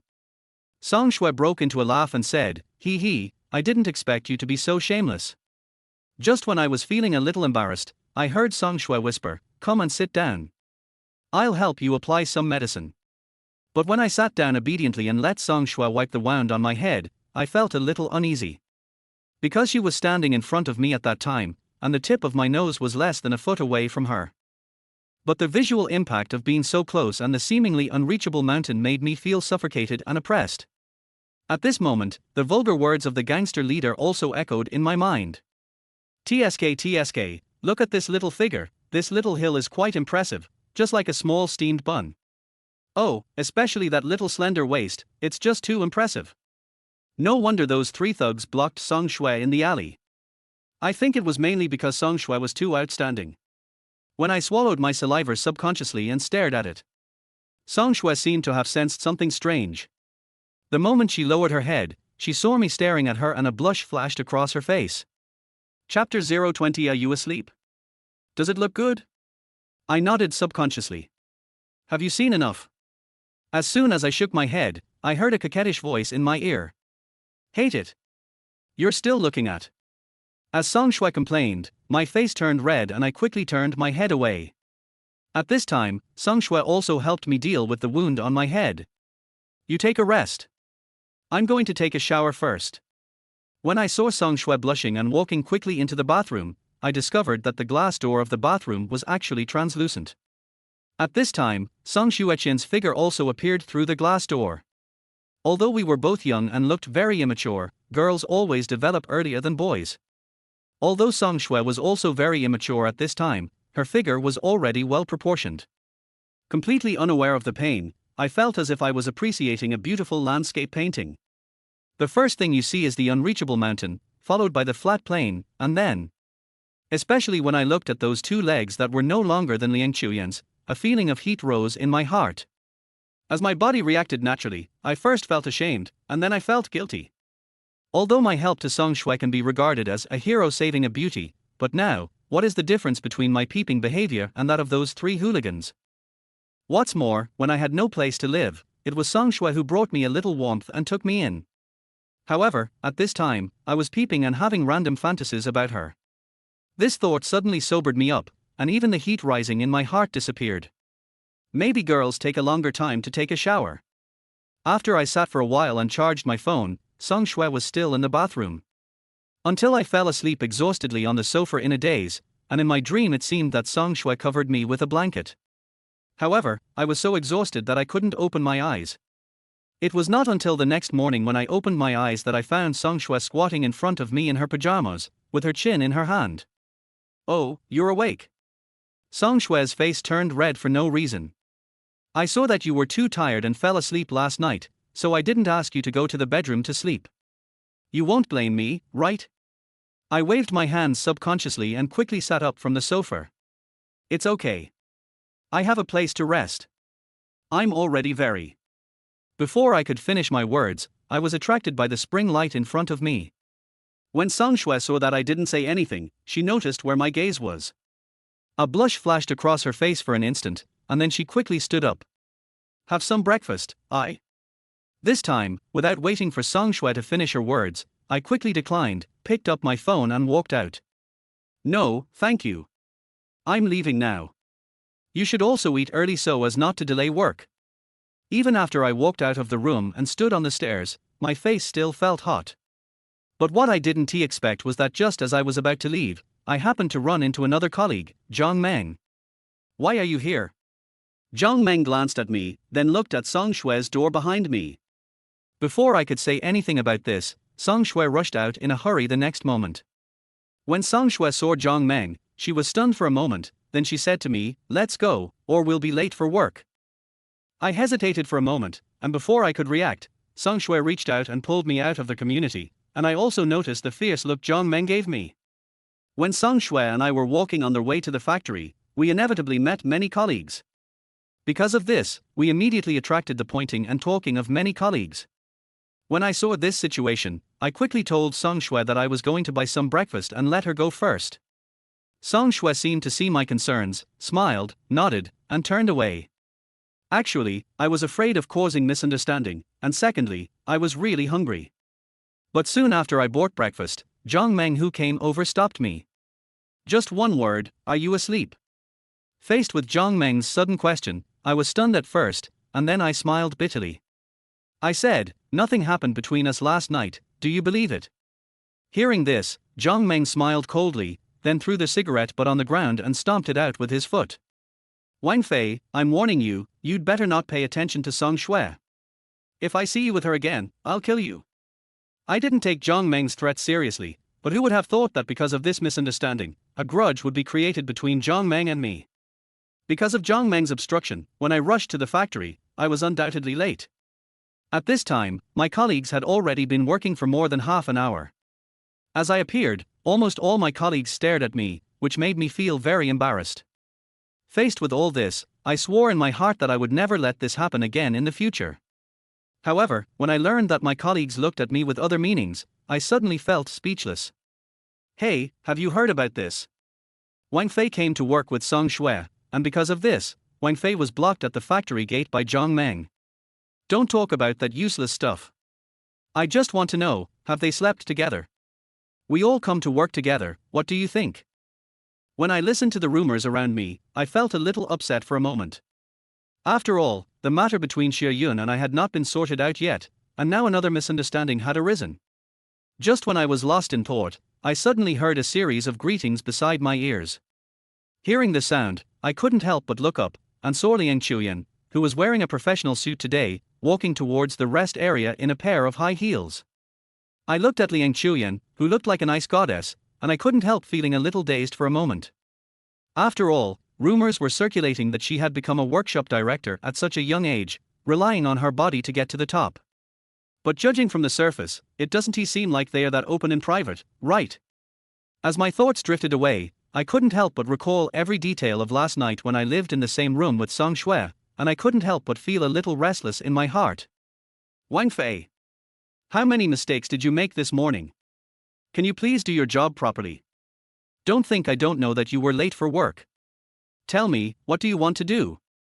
Faced with Liang Chuyan's scolding, I really didn't know how to answer her, because I couldn't refute anything she said. After all, I was hit on the head with a brick by that thug last night.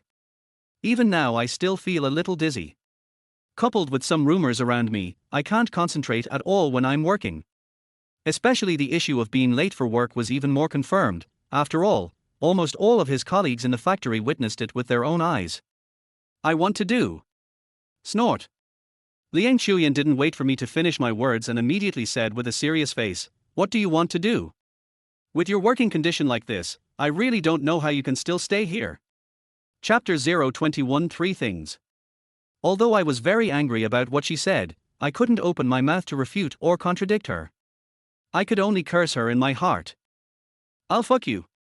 I've never provoked you, why are you targeting me? But what I didn't expect was that while I despised her in my heart, I heard a voice that shocked me. This isn't the first time you've made a mistake. First you watched a porn video during work hours, then you were late for work and even made mistakes at work. I'm warning you, if you're late again next time, you'll be fired. When I heard this, I immediately panicked. After all, I was at fault. But if I was fired just for being late, how would I survive in the future? Although I am not afraid of her humiliating me, after all, I can endure it for the sake of survival, but if she fires me for being late, that would be too much. Thinking of this, I didn't dare to think any further, so I quickly looked at her with an almost pleading look. Unexpectedly, Liang Chuyan simply ignored my pleas and started laughing at me in front of all my colleagues. You already have a girlfriend, but you're still flirting with other girls. I really don't know how those girls could be so blind as to fall for a loser like you. I could even see a hint of contempt in her eyes. Looking at the sneer on Liang Chuyan's lips, I suddenly felt cold all over and a little dispirited. A gentleman can be killed but not humiliated. I swear, one day, I will make her regret it. Let her kneel in front of me, and then humiliate and ravage her. Because of this incident, I didn't even have the mood to eat lunch. While hiding in a corner, I couldn't help but blame myself. I think the reason why all this happened is because I am not strong enough. After all, in this jungle-like society, only by becoming strong and ruthless can you have a foothold. What I didn't expect was that because I was hiding in the corner, I unexpectedly heard more gossip and rumors. That loser Wang Fei, I really don't know what kind of shit luck he has. How could Xie Yun fall for someone like him? It's not just Xie Yun.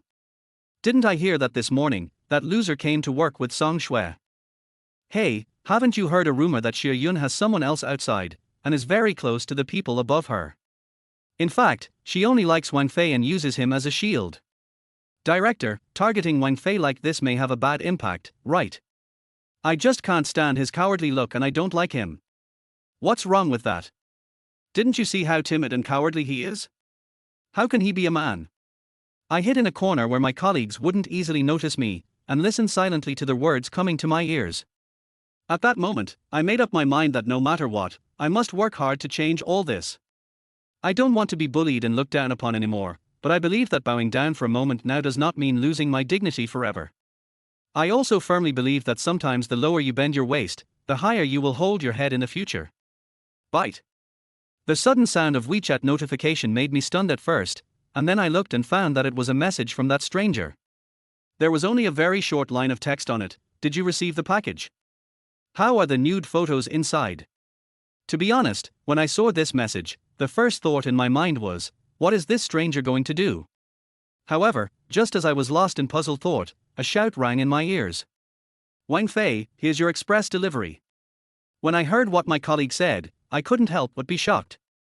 Could it be such a coincidence? Could it be true that what the stranger said on the phone just now was the same? Thinking of this, I felt a little uneasy when I received the express delivery with only the recipient information but no sender information, and I became a little hesitant. After a long time, I slowly opened the package from a stranger with trembling hands. What I never expected was that there were actually some naked photos in the express delivery.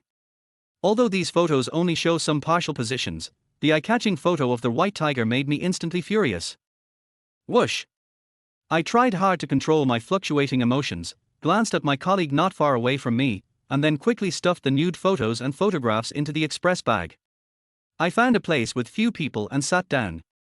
Then I took out the express package with trembling hands. When I stared at the photo of the white tiger in my hand again, looking at the crystal clear saliva in the white tiger's mouth, I was so angry that I was shaking all over. To the point that the whole body felt irritable, and he wished he could find someone on the spot or be beaten up severely by someone, so that he could feel relieved. Because I remember very clearly that these characteristics are extremely similar to those of Xie Yun. Just when I was getting irritable, the stranger sent me another message. How is it? Aren't the nude photos exciting? Hearing that, I gritted my teeth and shouted into the phone like crazy, what on earth do you want to do? Why do you keep teasing me again and again?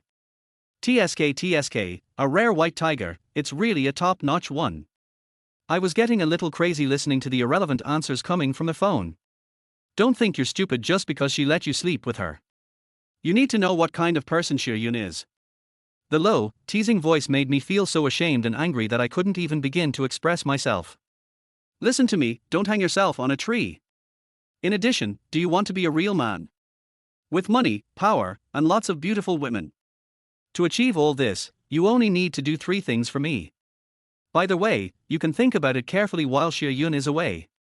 Hearing this, I covered my head in pain, and even didn't dare to face the current situation.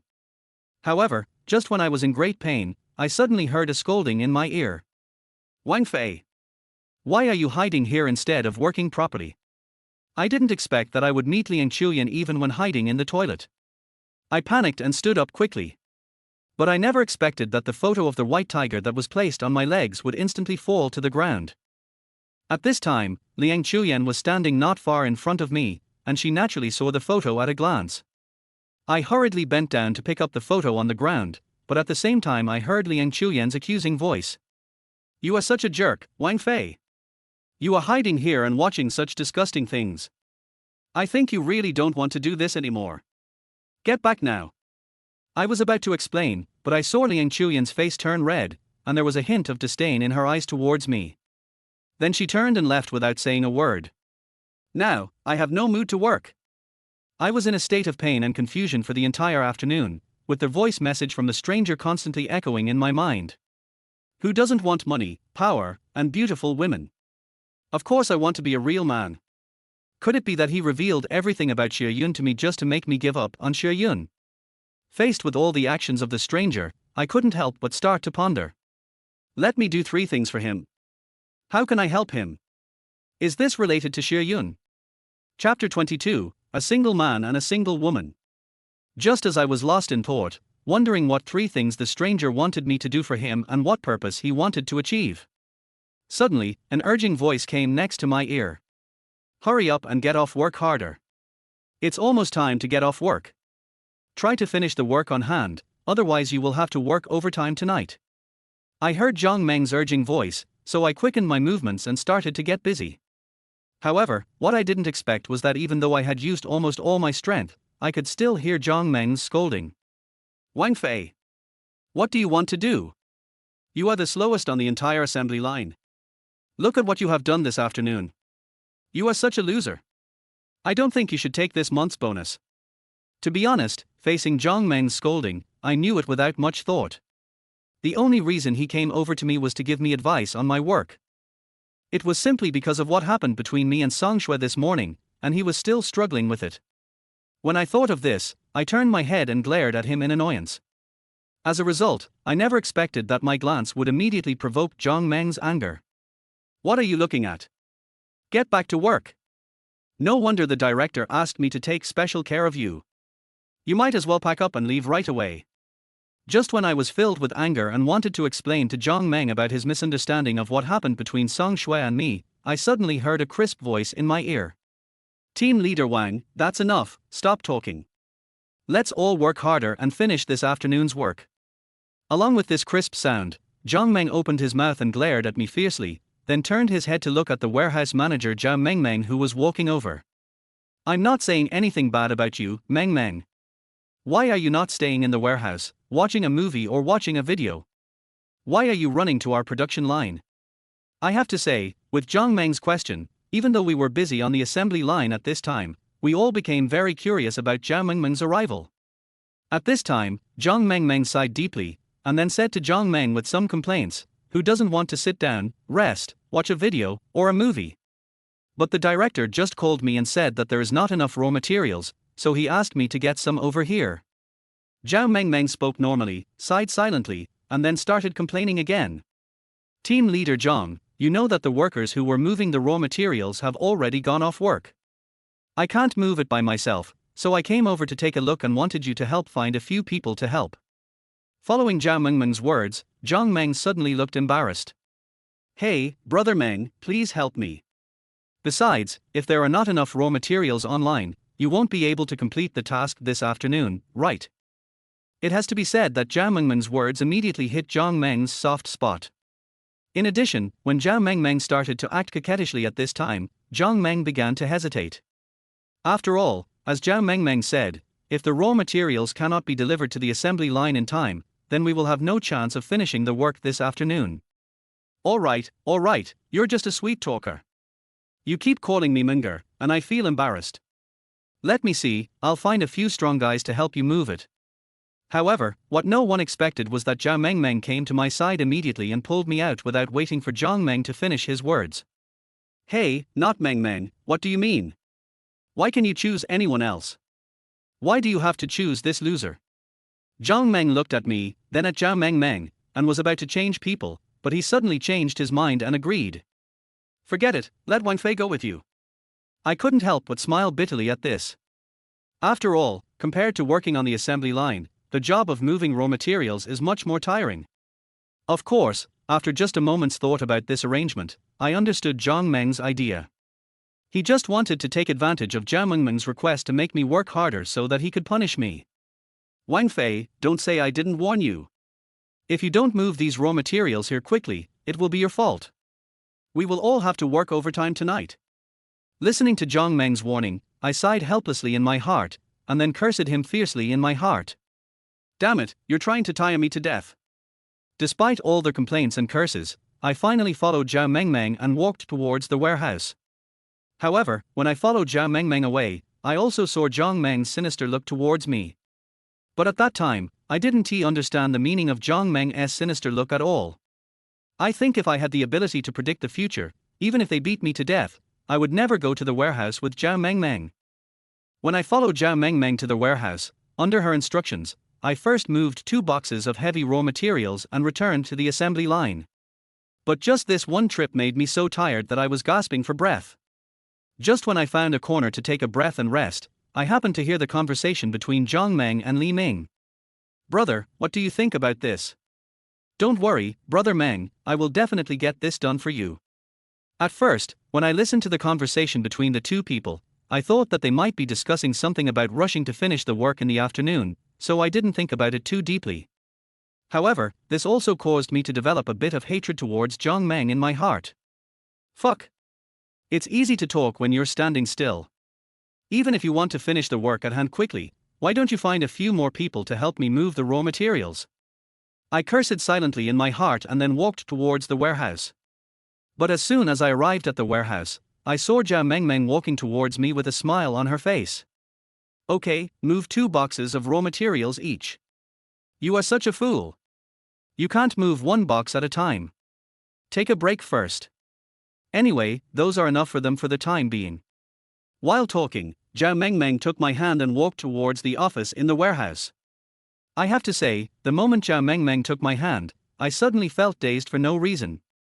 What was even more unexpected to me was that as soon as Zhao Mengmeng entered the office, she closed the door and started taking off her clothes. Cough cough. Isn't this a bit bad? I looked at Zhao Mengmeng, who was only wearing a small camisole, and suddenly felt a little embarrassed. When Zhao Mengmeng saw my embarrassed look, she smiled first, then pushed me onto the sofa beside her, and said with a smile, "What are you afraid of? The raw materials are enough for them. Let's take a break first. Besides, this is a job that requires several people to do. It will be tiring for you to do it alone." When I heard what Zhao Mengmeng said, I nodded quickly. But I felt a little embarrassed in my heart, thinking that it seemed that she had misunderstood what I meant. After all, there are only me and her in the entire warehouse now. This single man and single woman were in the same room, and she was wearing such cool clothes at the moment. I have to say, in this environment, the atmosphere has gradually become somewhat ambiguous. And Zhao Mengmeng's subsequent actions made it even more unacceptable for me. Chapter 023: Who Teases Whom? Well, slow down. Yes, that's it. Oh, no, no. This is not comfortable. Please move closer to me. To be honest, as I listened to Zhao Mengmeng's criticisms, I gradually became impatient. Wang Fei, do you think I'm uncomfortable like this? Do you think it's awkward? I didn't expect that Zhao Mengmeng could actually guess what I was thinking. At that moment, he didn't care about the awkward feeling caused by physical discomfort. After a moment's pause, he quickly explained. Well, no, I just think it's a waste of time, but I think so. How should we do it? You have the final say. Although I said this very tactfully, it seemed that Zhao Mengmeng also noticed the change in my tone. There was a brief pause, and then some hesitation. Forget it, I won't move. I can't move it anyway. Why don't you do it? You can move it however you want. When I heard this, I was immediately delighted. However, just when I was about to take action, Zhao Mengmeng's words that made me irritated rang in my ears again. But you have to be careful and gentle. At this moment, I shrugged helplessly, then spread my hands towards her and looked at Zhao Mengmeng on the side speechlessly. No, miss, I was seconded from the assembly line to help you with the raw materials. But what happened? Now you actually asked me to help you move tables and take things out here. Aren't you wasting my time? Zhao Mengmeng was left speechless by my series of words. Looking embarrassed, she couldn't help but explain with some grievance. Well, Wang Fei, please stop blaming me. You saw it too. My lipstick fell under the table. I can't move such a heavy table by myself, so I have to ask you for help. I shook my head speechlessly, then squatted down and looked at the lipstick that had fallen in the corner under the table. Forget it. Since you don't want to move the table, and I'm afraid the computer cable will be damaged, I can only do this. Find something longer to hook it out. Just because of a lipstick, I have been tormented for nearly 20 minutes, and it is inevitable that I feel a little upset. Under my command, Zhao Mengmeng quickly found a tool that could reach the corner under the table. She quickly got the lipstick out and her face was full of smiles. When I saw Zhao Mingming's smiling face, I couldn't help but think of a sentence. It seems that sometimes this woman is really short-sighted. She wasted 20 minutes of my time on such a simple thing. Wang Fei, you still have a way. Thank you so much. I just smiled in response to Zhao Mingming's thanks, then turned around and prepared to walk out of the office to continue moving those heavy raw materials. Unexpectedly, it happened just when I walked to the door and hadn't opened it yet. Zhao Mengmeng suddenly hugged me from behind. Wang Fei, do you know? I noticed you a long time ago. I like you. Following Zhao Mengmeng's actions, I suddenly panicked and stood there in a daze for a moment. No, I have a girlfriend. When I said this, Xie Yun's face came to my mind, but my heart ached. What I didn't expect was that after hearing what I said, Zhao Mengmeng hugged me even tighter. Xie Yun is not worthy of you. Besides, even if you have a girlfriend, so what? Didn't you walk with Song Xue today? When I heard Zhao Mengmeng's words in my ears, I couldn't help but smile bitterly. That's different. Nothing happened between Song Xue and me. It's just. I don't believe it. Since you are so close to Song Xue, why don't you give me a chance? I never expected that things would develop to this point. Especially when I heard Zhao Mengmeng actually confess to me. But despite this, I quickly broke free from Zhao Mengmeng's arms, turned around and looked at him, and asked with some confusion. Don't blame me, I'm just a little confused, why do you like me? Zhao Mengmeng responded to my question with an innocent smile on her chubby face, and then said mischievously, because you're handsome. Damn it. It is undeniable that when I heard her words, I almost wanted to vomit blood. After all, I had boasted in front of Song Xue before. But I am just an ordinary-looking guy, not handsome at all. There has been some misunderstandings between Xie Yun and me recently, but there is nothing wrong between Song Xue and me. We have no relationship at all, and it's all just a misunderstanding, so please don't make things more complicated for me, okay? I rejected Zhao Mengmeng very tactfully, but I also knew very well in my heart that facing Zhao Mengmeng's confession, there is no such thing as a free lunch. As the saying goes, if someone shows too much kindness for no reason, he is either a traitor or a thief. I really can't believe that Zhao Mengmeng would suddenly fall in love with me for no reason. However, just when I was beginning to doubt why Zhao Mengmeng confessed to me at this time, I saw Zhao Mengmeng suddenly stood on tiptoe and then kissed me on the face. Then he hugged me and whispered something in my ear in a low and tactful way. Wang Fei, I really like you. I want you. Can you give yourself to me? When I heard Zhao Mengmeng's words, I stood there as if struck by lightning, and couldn't even believe what was happening before my eyes. But just when I thought I was hallucinating, Zhao Mengmeng took the initiative to kiss me again. I have to say, when faced with Zhao Mengmeng's initiative, I was stunned for a moment, and then I quickly pushed her aside. Am I really not as good as Xie Yun or Song Xue? When Zhao Mengmeng said this, her pitiful look couldn't help but move my heart. Wang Fei, you are not a man at all. I have already taken the initiative. What else do you want from me? Yes. When I heard Zhao Mengmeng's aggrieved words, I couldn't help but feel a little guilty. After all, a girl has lost even the most basic sense of shame, and I am still so indifferent. This seems a bit unreasonable. Maybe it's time for me to do something? As soon as this thought appeared in my mind, I subconsciously took a step forward, reached out and hugged Zhao Mengmeng tightly in my arms. But who would have thought that at this moment, the tightly closed office was suddenly kicked open by someone? Zhao Mengmeng, who was held tightly in my arms, also suddenly let out a shrill scream. You! Let me go! Wang Fei, you bastard, what do you want to do? Someone come quickly! To be honest, when I heard Zhao Mengmeng scream, I was immediately stunned.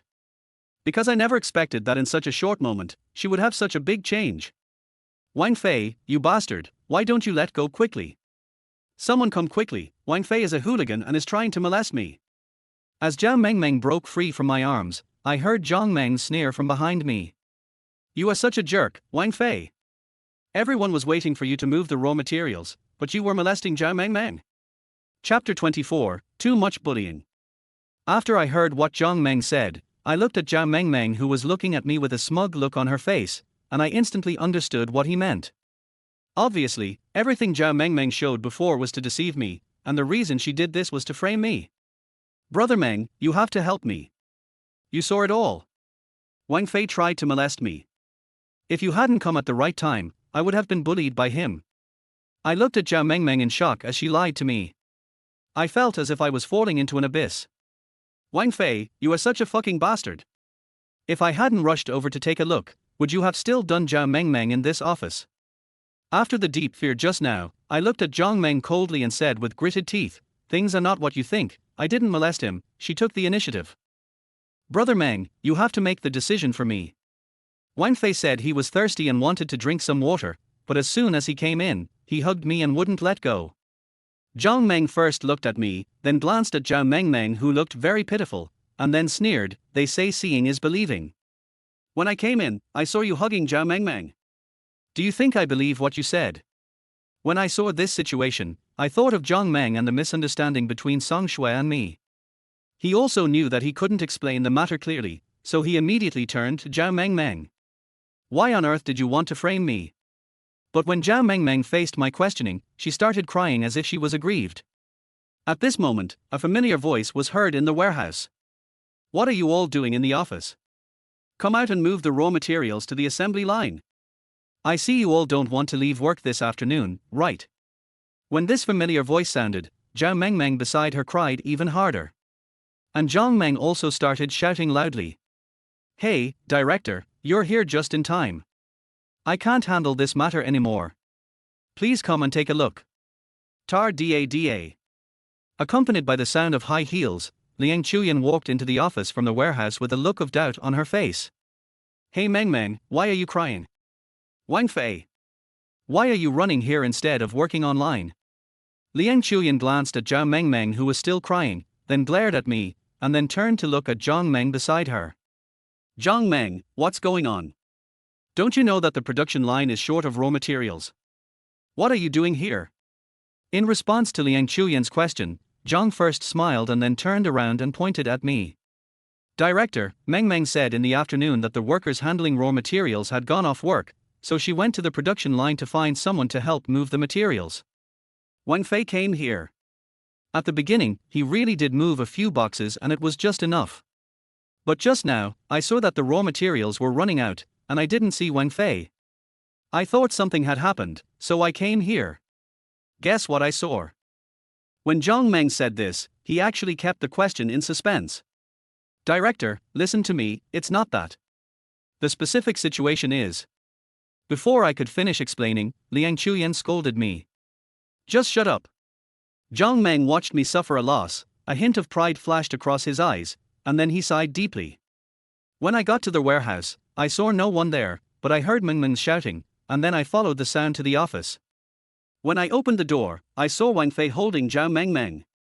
Zhang Meng stopped talking here and then looked at Zhao Mengmeng beside him.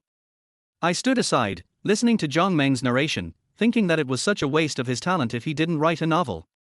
He actually described this simple matter so vividly and emotionally, which filled people's imagination. At this time, Zhao Mengmeng, crying, also leaned towards director Liang Chuyan. Director, Wang Fei said he was thirsty and came to drink some water, but he started to make a move as soon as he entered the room. If team leader Zhang hadn't come in time, I'm afraid he would have bullied me. When Zhao Mengmeng finished speaking, Liang Chuyan's eyes looked at me and became more gloomy. I looked at Zhao Mengmeng hatefully and couldn't help but curse her in my heart. Women are really the most vicious. Damn it. Who was teasing whom just now? However, just as I was feeling remorse and cursing in my heart, I heard Liang Chuyan scolding. Wang Fei, it's you again. What on earth do you want to do? Come on, follow me back to the workshop. Let me show you how I deal with you. As I followed Liang Chuyan on the way to the workshop, I kept thinking about what happened today. Especially regarding Zhao Mengmeng. At the same time, I also felt a little regretful for my previous impulsiveness. After all, if I had known this scene would happen, I wouldn't have impulsively gone forward to hug her. But deep in my heart, there is a voice shouting. She's already delivered herself to my door, and she's still so proactive.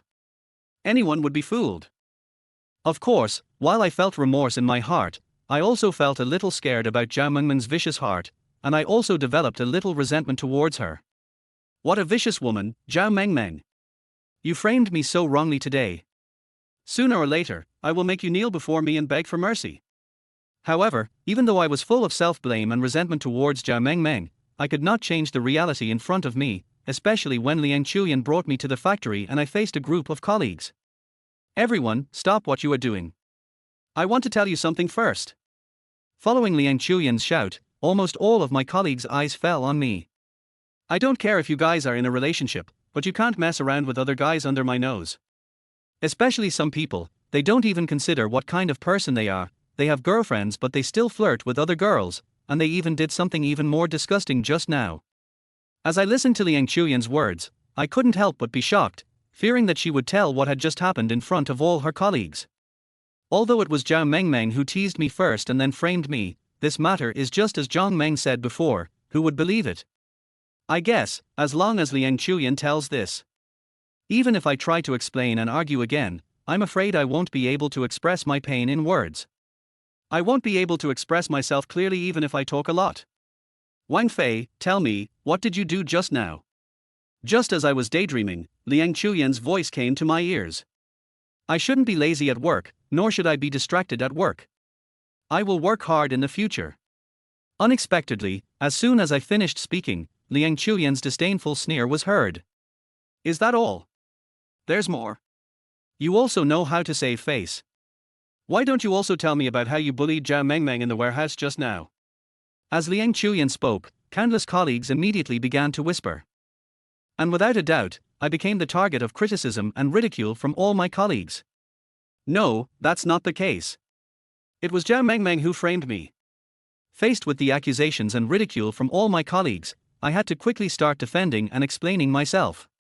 So what you mean is that Zhao Mengmeng seduced you? Liang Chuyan had a look of disdain and contempt. At the same time, Zhang Meng, who never thought he would get involved in any trouble, suddenly shouted in a mocking tone. Wang Fei, why don't you take a piss and look in the mirror to see what you look like? How dare you say such shameless words? Chapter 025, Sexual Intercourse. Following Zhang Meng's words, everyone below immediately began to discuss the matter. I even heard someone looking at me over there, saying mockingly, that's right, Brother Meng is right. Wang Fei really doesn't need to take a piss to look at himself. He still wants to be a toad and want to eat a swan. That's right. Let's not talk about Song Xue first. As for Xie Yun, she is blind. I am confused. With Zhao Mengmeng's looks, there are so many people who want to pursue her. Why would she seduce Wang Fei, a loser?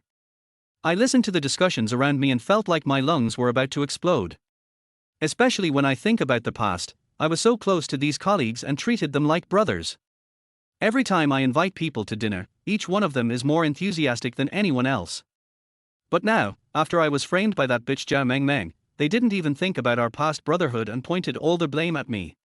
All of this made me slowly feel cold-hearted. At the same time, it also made me sadly think of a famous saying, when the wall falls, everyone pushes it.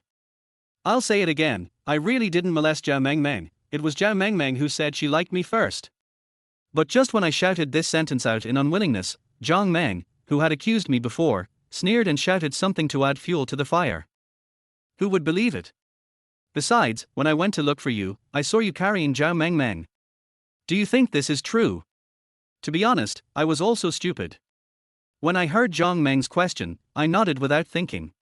This was because of my admission, which instantly caused everyone to start talking again. Did you hear that? He even hugged her, but she still refuses to admit to molesting him. At least it was Brother Meng who saw him. What if Brother Meng didn't see him, or what if Brother Meng went there a little later? What else is there to say? This kid is definitely going to bully Zhao Mengmeng. He's really like a toad wanting to eat a swan.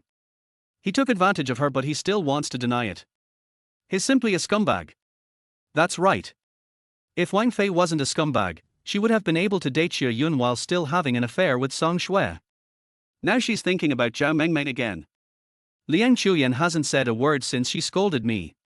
At this time, seeing all my colleagues pointing their spears at me, a look of contempt appeared on their faces. Wang Fei, what else do you want to say? You can't do your job well, and you're flirting with other girls all day long. I think you really don't want to do this job anymore. Liang Chuyan had said so much, and I knew that if I didn't explain quickly, I might even lose this job. But when I saw the eyes of those colleagues, I felt discouraged. After all, this is how society is now. There is always someone adding insult to injury, but no one is adding icing on the cake.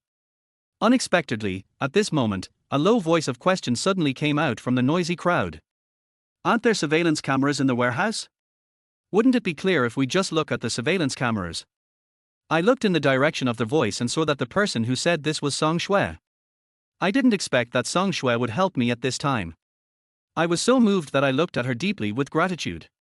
But what I never expected was that at this moment, Li Ming suddenly shouted loudly. Director, what a coincidence! The surveillance camera broke this morning and hasn't been repaired yet. I estimate it will take until after get off work to repair it. It was not until this time, when I heard Li Ming's words, that I remembered the previous conversation between Zhang Meng and Li Ming. At the same time, I also began to doubt the reason why Zhao Mengmeng framed me. Could it be that Zhao Mengmeng framed me under the instructions of Zhang Meng and Li Ming? No wonder Zhang Meng and Li Ming were whispering to each other when I went to their warehouse to move raw materials this afternoon. Just when I was feeling discouraged and thought that I couldn't explain myself even if I had a mouth, and that what I could do next was to confirm that I had molested Zhao Mengmeng. Liang Chuyan also looked at me with cold eyes, then glanced at Zhao Mengmeng and asked softly. Mengmeng, what do you think we should do about this? I subconsciously looked at Zhao Mengmeng. Even though I was full of resentment towards her, I was speechless at this moment. But at this moment, Song Xue hesitated for a moment and walked over from among her colleagues. It doesn't matter whether the surveillance is broken or not, because when I passed by this afternoon, I witnessed the whole process with my own eyes. As soon as Song Xue finished speaking, I could clearly see Zhao Mengmeng's face change, and then she secretly looked towards Zhang Meng and Li Ming without leaving any trace. I can prove that what Wang Fei said is true. It was her. Zhao Mengmeng is lying. At that moment, Song Xue's words sounded like the sound of nature to me, so pleasant to the ears. This time, not only Liang Chuyan looked at Zhao Mengmeng with some suspicion, but even Zhang Meng and Li Ming's expressions began to change. Zhao Mengmeng, whose true identity was exposed, was now facing the discussions of her colleagues. She looked at Song Xue with some annoyance and started shouting. Everyone knows that you and Wang Fei are so close. As for your relationship, it goes without saying that everyone knows it. You say he is innocent, but Brother Meng also saw Wang Fei touching me with his own eyes. I can't stand Zhao Mengmeng's lies anymore, especially when I see her confronting Song Xue. I was so angry that I shouted at Zhao Mengmeng. Zhao Mengmeng, don't go too far. What exactly happened between us? Don't you know it yourself? At this time, Song Xue also took out her cell phone under Zhao Mengmeng's angry glare. Actually, I recorded it. Do you want me to show it to everyone? When I heard this, I was immediately delighted and quickly came to Song Xue's side. Just as I was about to reach out for her phone, I heard Song Xue whisper to me, "Forget it, let's be merciful. Oh, we are all colleagues. If it is just a misunderstanding, let it go." What I didn't expect was that Zhang Meng, who had been suppressing me before, suddenly said such words at this time. Brother Meng. Me, you? Zhao Mengmeng's face suddenly changed. Unexpectedly, Zhang Meng acted as if he didn't hear Zhao Mengmeng's call, and then turned his head and said something to Director Liang Chuyan. Hey, Director, let's just forget about it. After all, this is a personal matter. Let's not delay our work, or we'll have to work overtime at night. If this delays the factory's shipment, we can't afford the responsibility. It is undeniable that with the appearance of Song Xue, the whole situation has gradually changed. After seeing Zhao Mengmeng's panic, Liang Chuyan seemed to understand that there was something strange about it. Besides, Zhang Meng gave him a step to go forward, so he just waved his hand. Everyone, go away. Hurry up and finish your work this afternoon. I won't say anything else. I still say that I don't care about love affairs, but don't have any casual relationships. Whoever delays the work will pack up and leave. As my colleagues dispersed, Song Xue also walked towards me. This is the first time I've told a lie in my life. I was so scared. When I heard Song Xue's unreasonable words, I immediately understood why she had persuaded me just now. And because of this, he opened his mouth in surprise. Chapter 026, Trash. Song Xue looked at me with a surprised expression, first blinked at me, then patted her chest and acted like she was scared. What are you still standing there for? You don't know how to thank them. You don't know how scared I was just now. You even wanted to show them your phone. I didn't record it at all. Fortunately, I didn't watch it. If I had watched it, it would have been exposed. When I saw Song Xue's caring look on her face, my heart was warmed for a moment. At the same time, I couldn't help but feel a little grateful for everything she had done for me. After all, if Song Xue hadn't come forward to lie for me and prove that I didn't molest Zhao Mengmeng, in that situation, not only would I be mocked and laughed at by my colleagues, I might even have to pack up and quit. Actually, I really didn't molest Zhao Mengmeng. She just said she liked me, and then. I believe you, otherwise I wouldn't help you like this. Song Xue smiled at me, then muttered something in a low voice with a strange look on her face. Also, you don't have to explain anything. Besides, I'm not your girlfriend. Why are you explaining this to me? Hearing what Song Xue said, I couldn't help but feel a little embarrassed, but I still said thank you from the bottom of my heart to express my gratitude for her help. No need to thank me. If I really want to say thank you, I should thank you. After all, if it weren't for you, I would have been bullied by those bad guys. Okay, hurry up and get busy, otherwise everyone will have to work overtime tonight. Afterwards, just when I thought the matter was over and started to concentrate on my work, unexpectedly, the workshop director Liang Chuyan came to my side. Wang Fei, I won't say anything else. You know why. I'm just reminding you that I have to deduct 300 yuan from your salary this month. Damn it. When I heard what Liang Chuyan said, I immediately lost the desire to work. Although I have encountered a lot of things recently, which led to mistakes at work and I was framed by Zhao Mengmeng, all of this cannot be a reason to deduct my salary.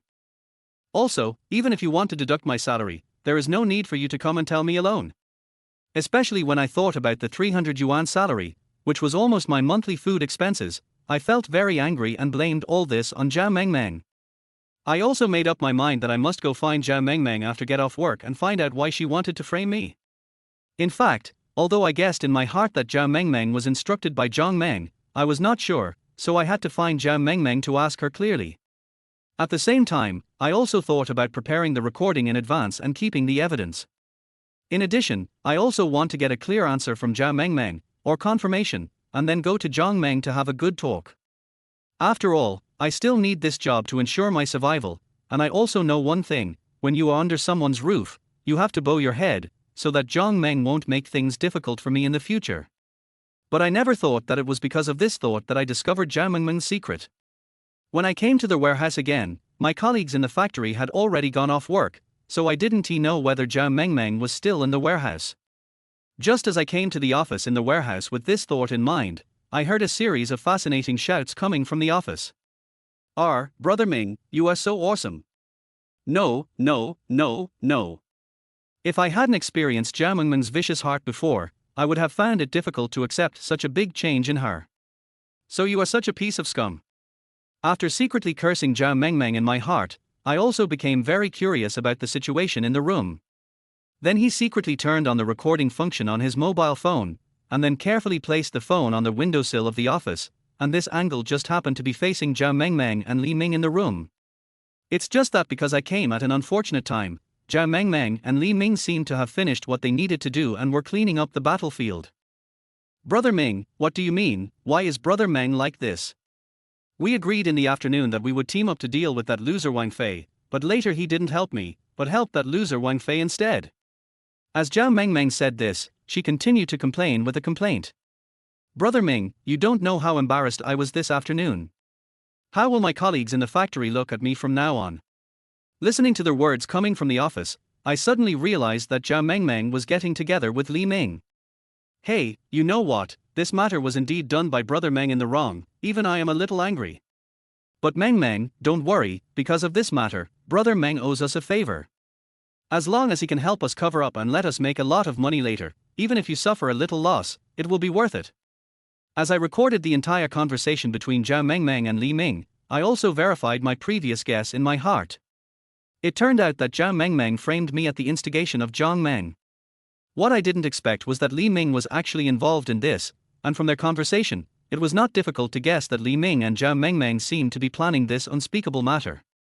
And this secret about the two of them seems to be related to Zhang Meng. Brother Ming, I always feel that this is a bit risky.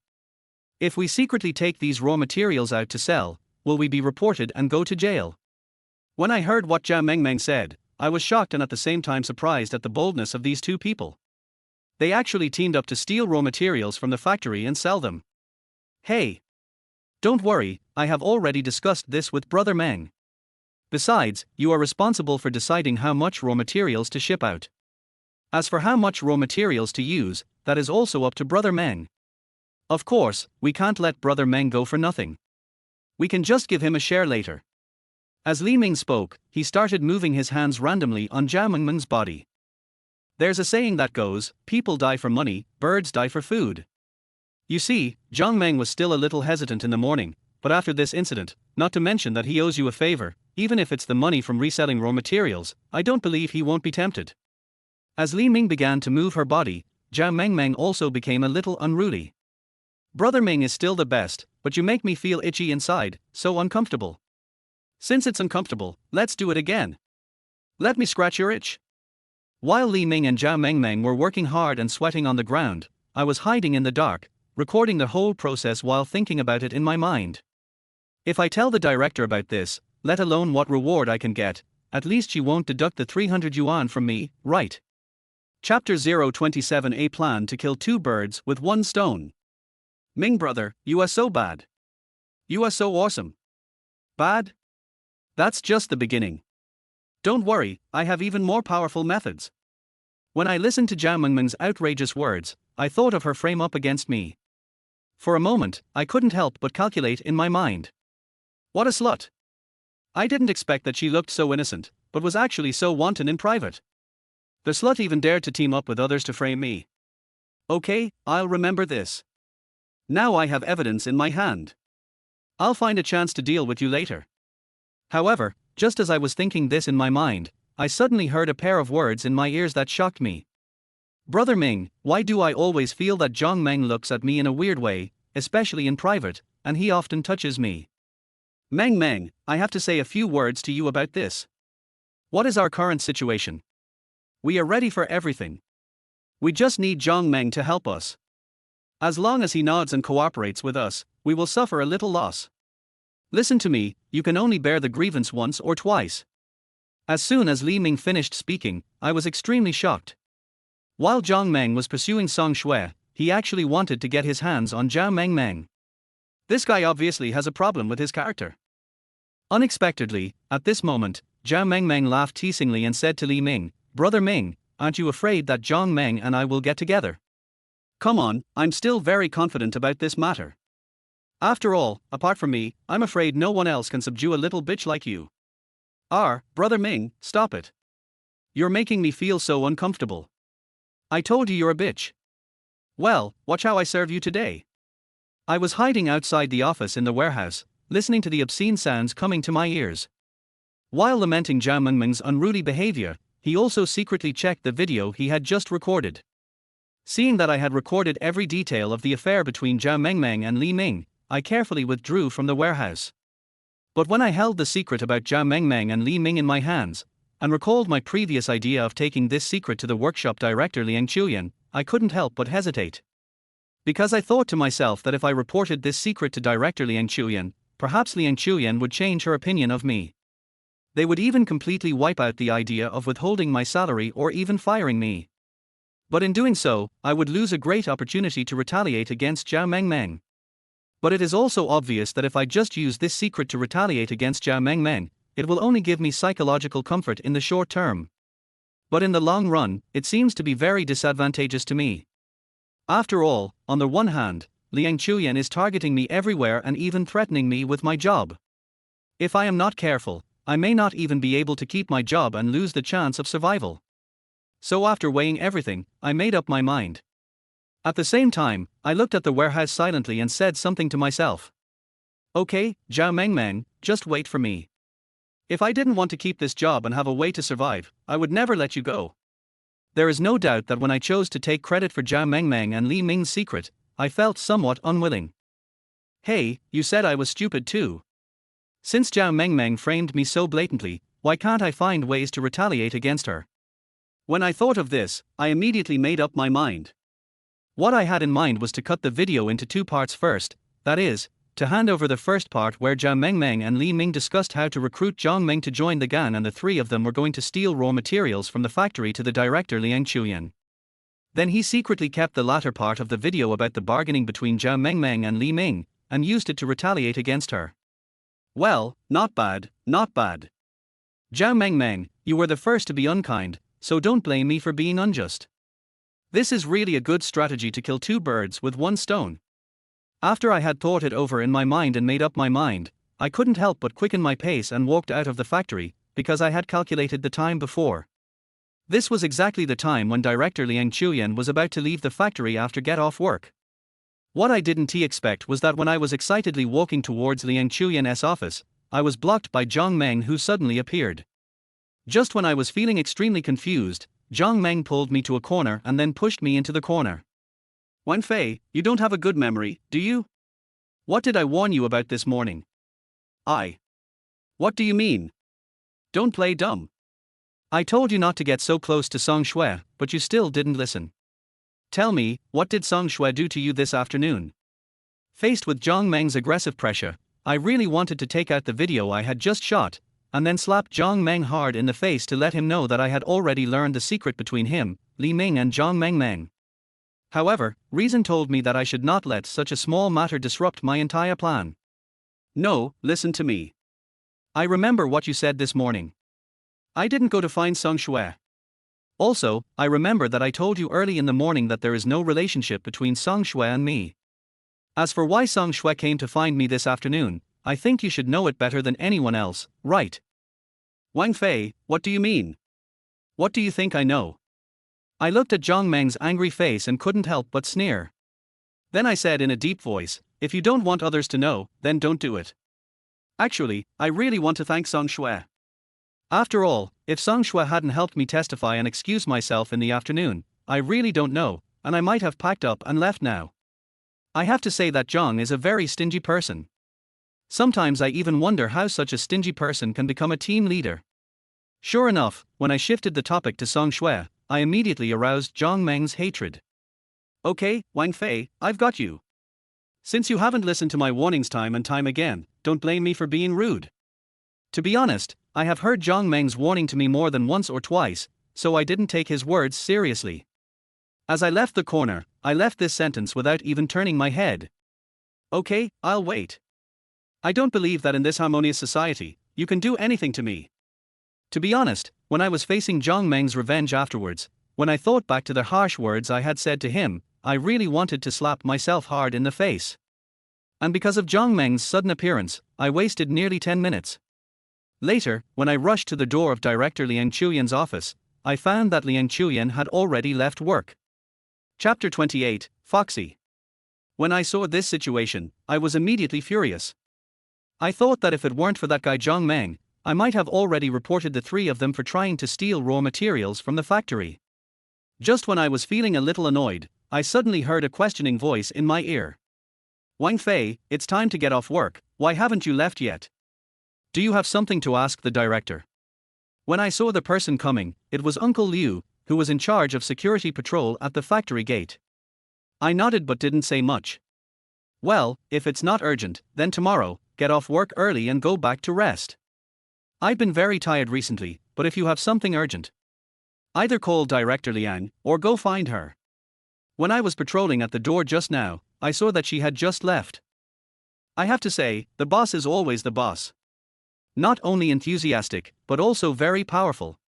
When I heard this, I was moved and quickly said thank you. Then I ran towards the factory gate. When I arrived at the factory gate, I looked around.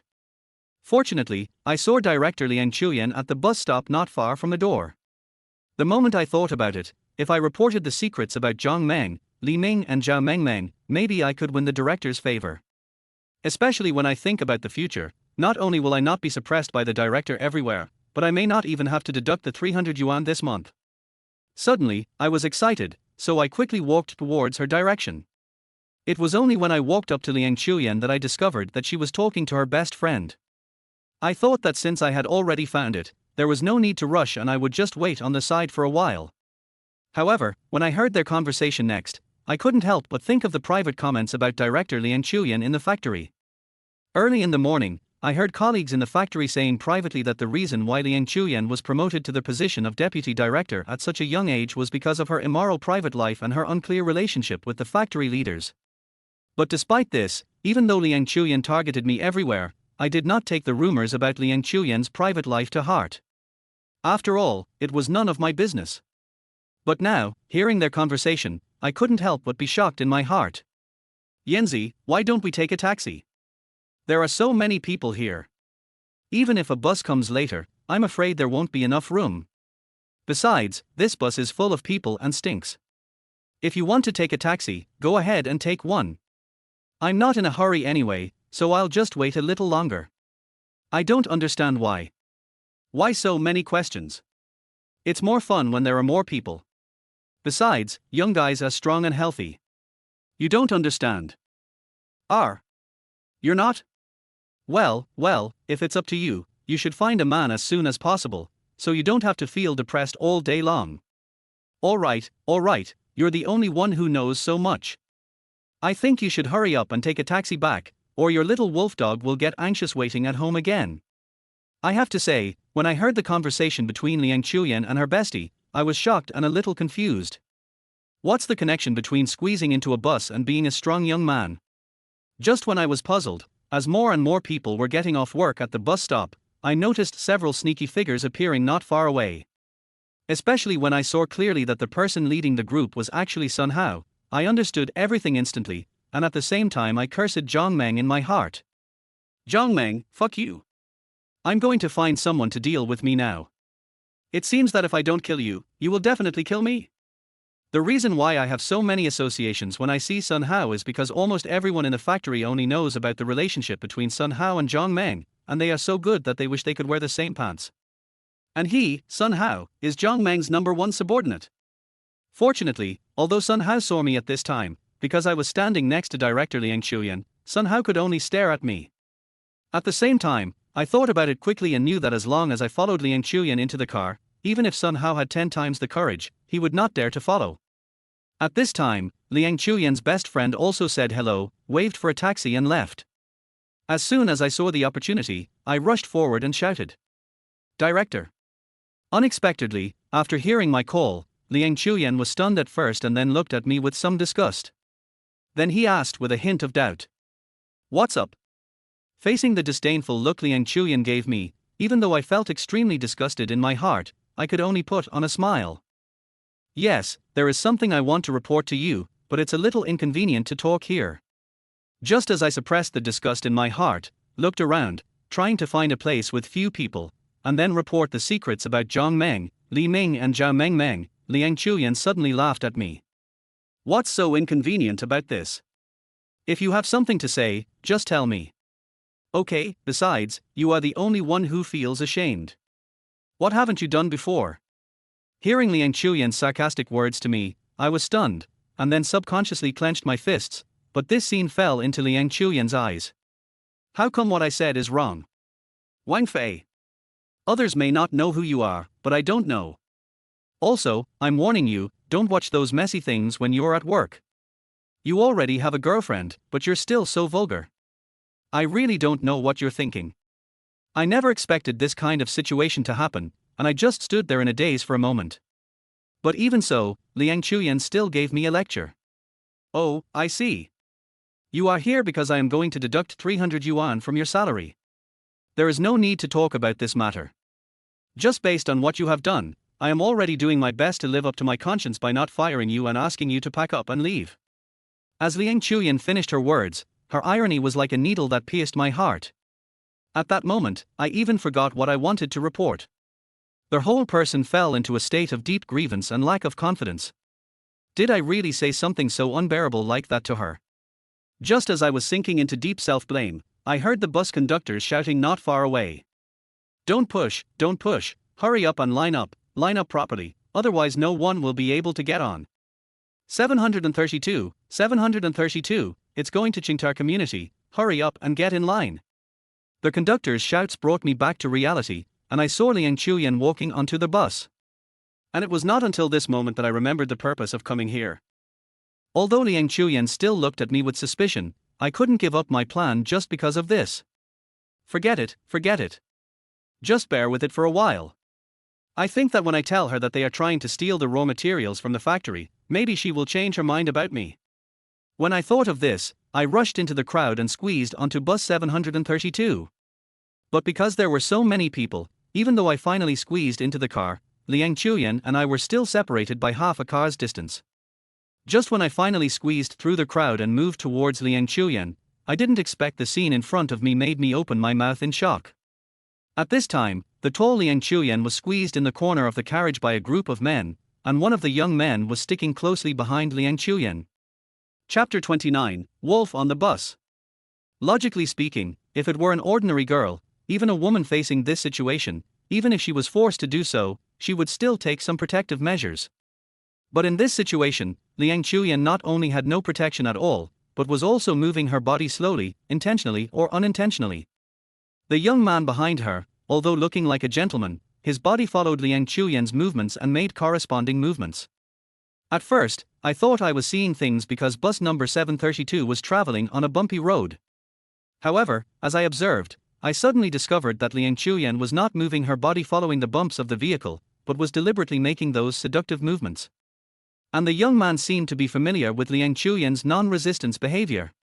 As the vehicle was shaking and moving forward, a huge evil hand that had nowhere to go slowly fell down. Although my vision was blocked by the many people in the carriage at that time, I couldn't see where the young man's hand fell. But I clearly saw that Liang Chuyan's whole body suddenly seemed to have lost its support, and she collapsed in his arms. At this time, the young man actually took the opportunity to hug Liang Chuyan. From the time I followed Liang Chuyan onto the bus until now, it has been about 2 stops, and everything that has happened in front of me has brought about a huge change in my impression of Liang Chuyan from the bottom of my heart. It turns out that what they said in private was true. I didn't expect her to be so open. To be honest, if it weren't for the scene before my eyes, I would have doubted the rumors that my colleagues were spreading privately. There is no doubt that the scene before my eyes not only confirmed the rumors that my colleagues had previously circulated privately, but also made me feel a little bit nervous. What a slut, you target me every day, attack me everywhere, and even accuse me of having affairs with both men and women.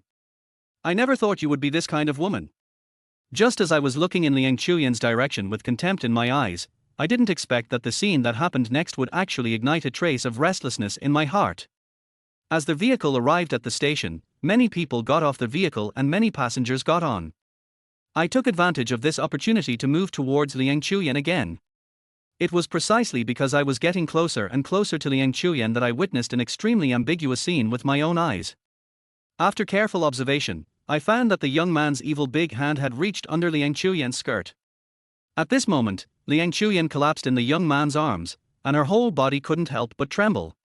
When I glanced in the direction of Liang Chuyan out of the corner of my eye, I happened to see her slowly closing her eyes, and an expression of extreme enjoyment appeared on her face. Looking at the scene in front of me that I couldn't believe, a trace of restlessness rose in my heart. At the same time, I even had a trace of evil thoughts and began to fantasize about how great it would be if I were that young man at this moment. As soon as this thought came to my mind, I couldn't help but swallow my saliva.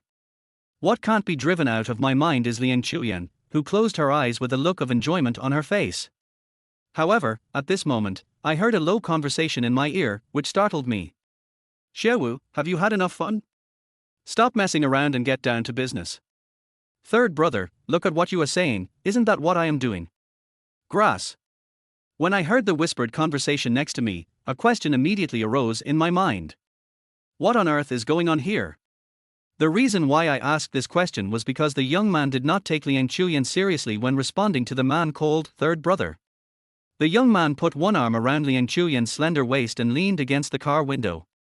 While talking to that guy called third brother, he unscrupulously said these words that made me feel unbelievable in front of Liang Chuyan. The guy called third brother cursed inwardly, then reminded quietly, "Is that what you call doing business? You are just lusting after her body."